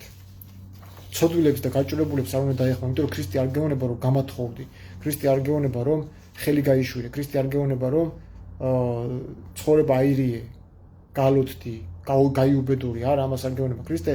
ქრისტეს არაფერი არ ქონდა, ხო? ძესე კაცს არ აქვს და თავი მიედრიკოსო.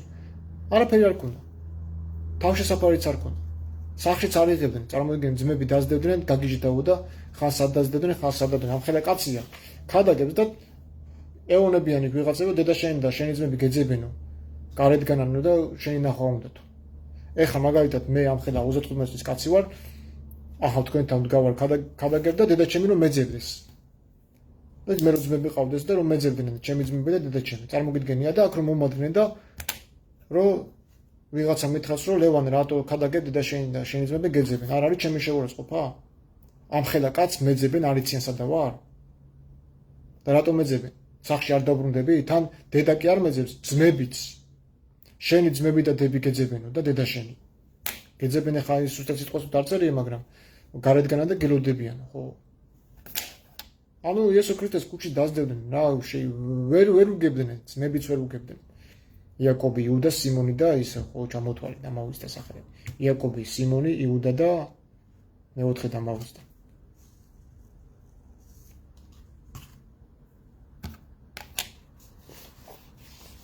იოსე, ხო, იოსე. ხო, ნახეთ ახლა რატო არის უარყოფილი მოწყალების გაცემა. მე-18. თომას სახარებაში რელიგიური ღვთისმოსავების ტრადიციული რიტუალები უარყოფილია. როგორც დემონსტრაციული. რელიგიური პრაქტიკები და ტაბუები სამყაროს უაზრო ილუზიების ნაწილია. მარხული ადამიანი ნამდვილად არ მარხულობს. ხედავთ? მარხვა არ არის საჭმელისგან თავშეკავება. პავლე ამბობს, საჭმელი ღმერთთან ვერ მიგვაახლოვებს. მარხვა ნიშნავს საკუთარი ცოდვილობის და უღირსების შეგრძნებას და გააზრებას. ანუ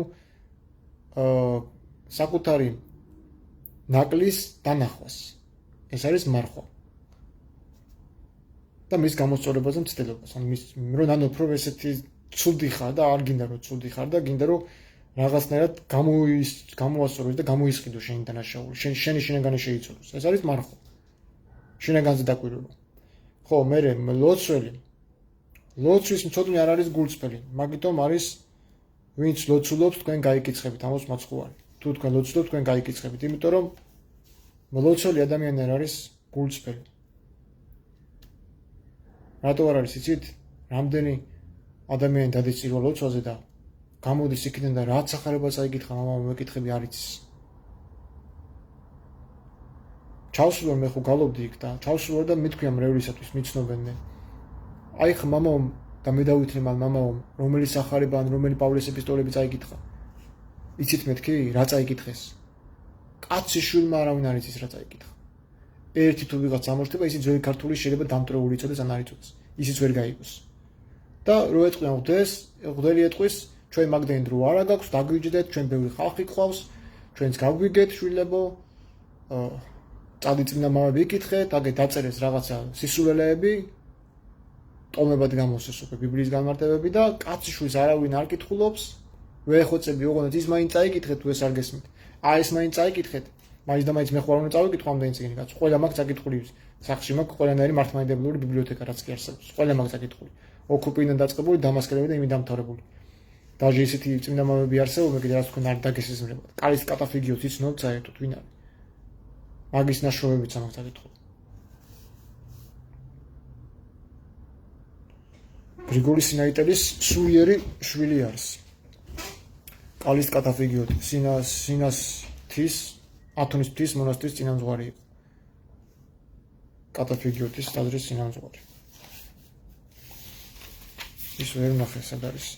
ხო, ლოცვის ცოდნე არ არის გულწრფელი და მოწყალების გამცემი კი ამპარტავანია. ნახეთ, რატო არის მოწყალების გაცემა უარყოფილი. რამდენი ხანი გამიგზავნა ლაპარაკი. მოწყალების გამცემა იმიტომ არის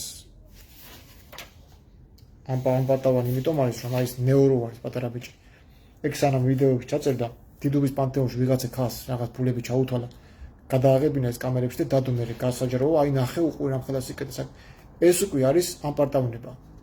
ანუ შენ რეკლამას უკეთებ საკუთარ თავს და იესო გეუბნება რომ როდესაც იკეთეს აკეთებ არ იცოდეს შენმა მარჯვენამ რას აკეთებ შენი მარცხენა. აი ეს არის ამპარტავნების სიმბოლო, ამპარტავნება არის. ამპარტავნება არის სხვის დასანახად გაკეთებული სიკეთე. ეს არ ითვლება სიკეთეში. ამიტომ იესო ქრისტე თქვენ როდესაც მოწყალებას გასცემთ, თქვენ სულს ბოროტებას გაუკეთებთ. თორე განასაერთოდ კრძალავს კაცო დახმარებას. ეს უკვე თქვენისა და ღმერთის დამოკიდებულება, რასაც გეტყვით, ისე მოიგეცთ. ზოგადად მოწყალების გაცემა აქ თომას ახარებაში უარყოფილი არ არის. უბრალოდ დაგანახეთ რა კუთხით არის ეს მავნებელი თქვენთვის. თორე აქ ისიც წერია რომ თუ ვინმე გთხოვთო ასესხეთ ისეთსო ვისგანაც უკან ჩასესხებას არ ელითო. ამასაც ამბობს თომაში იესო ქრისტე. ანუ უარყოფილი არ არის მოწყალების გაცემა. ნუ მოწყალება არ უნდა დაარქვა ამასო რა. თუ აძლევ სესხით კი არ უნდა მისცე, უნდა აჩუქო, დაკარგულად უნდა ჩათვალო. თუ არა და მაშინ არ გემეტება, საერთოდ არ მისცე. ესეთი სწავლება. მე მაგალითად მასე ვაკეთებ. რაც არ მემეტება ადამიანისთვის, ხო, იმას არ ვაძლევ. და რაც მემეტება, რანაირს მემეტება, იმას ვაძლევ, რომ დაკარგულად მივიჭი. რომც არ მომცეს, არც მოხთხო. უბრალოდ შევახსენებ, რომ აი ესე არის და შენ ამ კუთხით შენ ნაკოჭრები დებ თავზე, უზენაეს იხდი მოვალეთ შენს წინაშე, იმიტომ რომ მე ხო მისი სიტყვები შევასრულე, მე მოგეცი. ვიცი რომ დაკარგული იყო, დაკარგულად ჩავთვალე, მაგრამ შენ იმის წინაშე გეპასობს. შენი ბაგიდან წამოსული სიტყვა რომ არ შეასრულე და შენ მე კი არ მაზარალებ, მე კი არ მახევ ფულს, შენ უზენაეს იხდი მოვალეთ. აი გარი მთელი პრობლემა და მე ეძახიან რა გვემართება ლევან ეს უბედურებები რატო გვაქვს? აი ზუსტად იმის გამო გადახედეთ ვინმე თქვენზე გულ ნაღრძობი, გულ ნატკენი დარჩა თუ არა. გადახედეთ. ბოდიში მოუხადეთ და მერე მოდით და მერე ვისაუბროთ სიყვარულის სერობაზე. ამბობს ქრისტე. აი ძალიან სიღრმისეულია მეგობრებო, ქრისტიანობა ესე ზედაპირული არ არის, აი. წიროალისოს დაესწრო აღსარება, ზიარება, სამების დოგმატი არ იქა, პირჯვარი გადაიწერო, პირჯვარის წერაც არასწორია. პირჯვარი იწერებოდა ორი თითით. მარცხნივ და მარჯვნივ. როგორც ესე არის ნათქვამი. დაეცნე მარცხენი შენსა 1000-ნი, ხოლო 10000-ნი მარჯვენი შენსა. ჯერ მარცხენა ნახსენები და მერე მარჯვენა და არა პირიქით. ეს უკვე პენტაგრამა იხაზება, არ შეიძლება. უნდა იყოს ორი თითით მარცხენა და მარჯვენა. დაეცნე მარცხენი შენსა 1000-ნი, ხოლო ბევრეულნი მარჯვენი შენსა. ბევრეულს მაგრეთ 10000 წერია ებრაულში. ერთი სულიწმინდაზე ვერ ნახე, ერთი უნდა ნახო.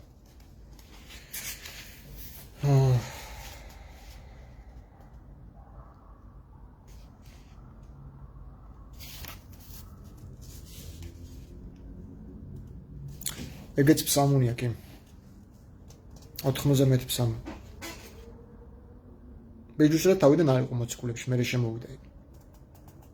თუმცა პირველი პიჯურის წერა იყო 2 თითით ეს ჩვეულებრივად. გრიგოლ ხანძთელი წერს, ვინც 2 თითით არ დაიწეროს, წეული იყოს. 2 თითი არის მაცხურის ორი ბუნება ზეცაში მამასთან. და ეს 3 არის სამების სახე, რომელიც არის შეკრული ერთად ერთობაში და არა ერთ და იგივეობრივობაში. და ამას სამება არ ერქვა თავიდან.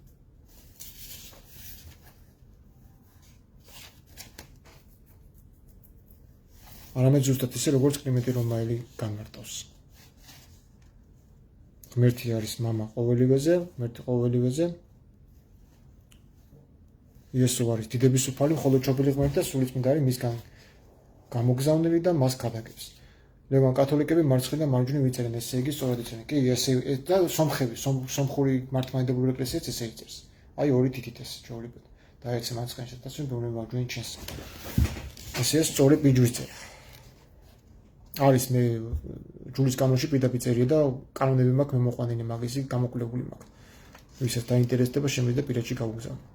სომხები სწორად იწერენ პიჯვარს, მაშინ ასე გამოდის. კი, სწორად იწერენ პიჯვარს.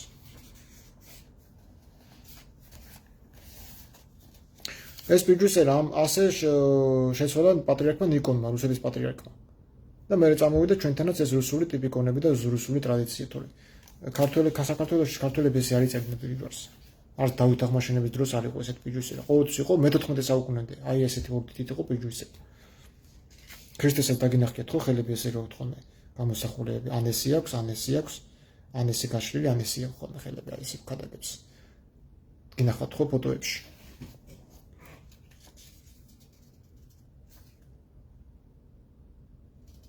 როგორ ვერ ამნახე ის. რაღა ეხა ამებინადა თვალებში.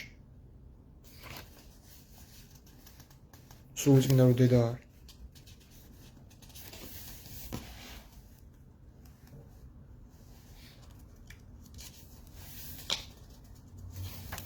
ხო, აი ვიპოვე.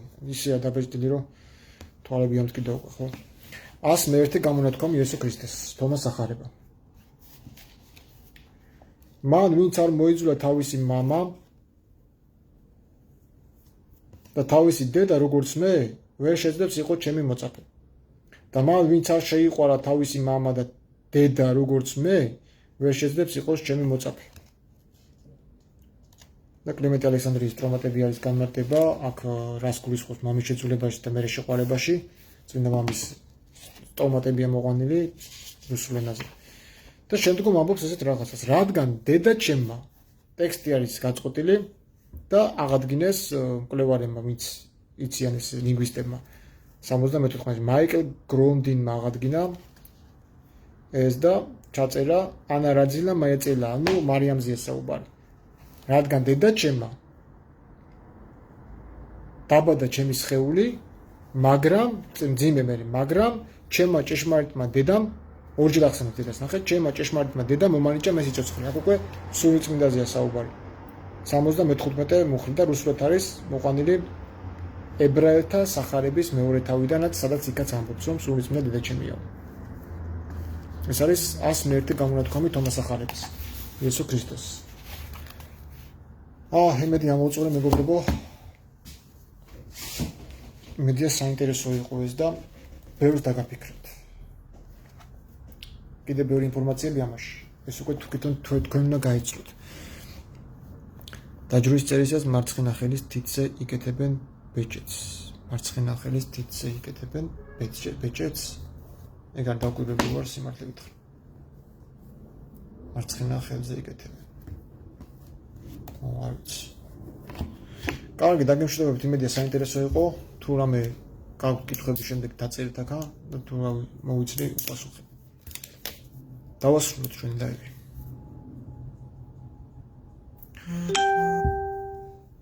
ძველ აღთქმაში ძალიან ბევრჯერაა იახვე მოხსენებული. მაინტერესებს ახალ აღთქმაში სადმე თუ შეხვდება იახვეს სახელი.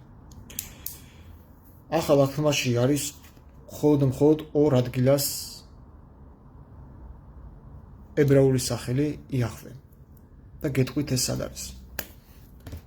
ეს არის რომაელთა წერილის მე-9 თავში, სადაც პავლე ახსენებს ცაბაოთ სახელს, ცაბაოთ იგივე იახვეა ებრაულად და არის იაკობის წერილის მე-5 თავის მე-4 მუხლში.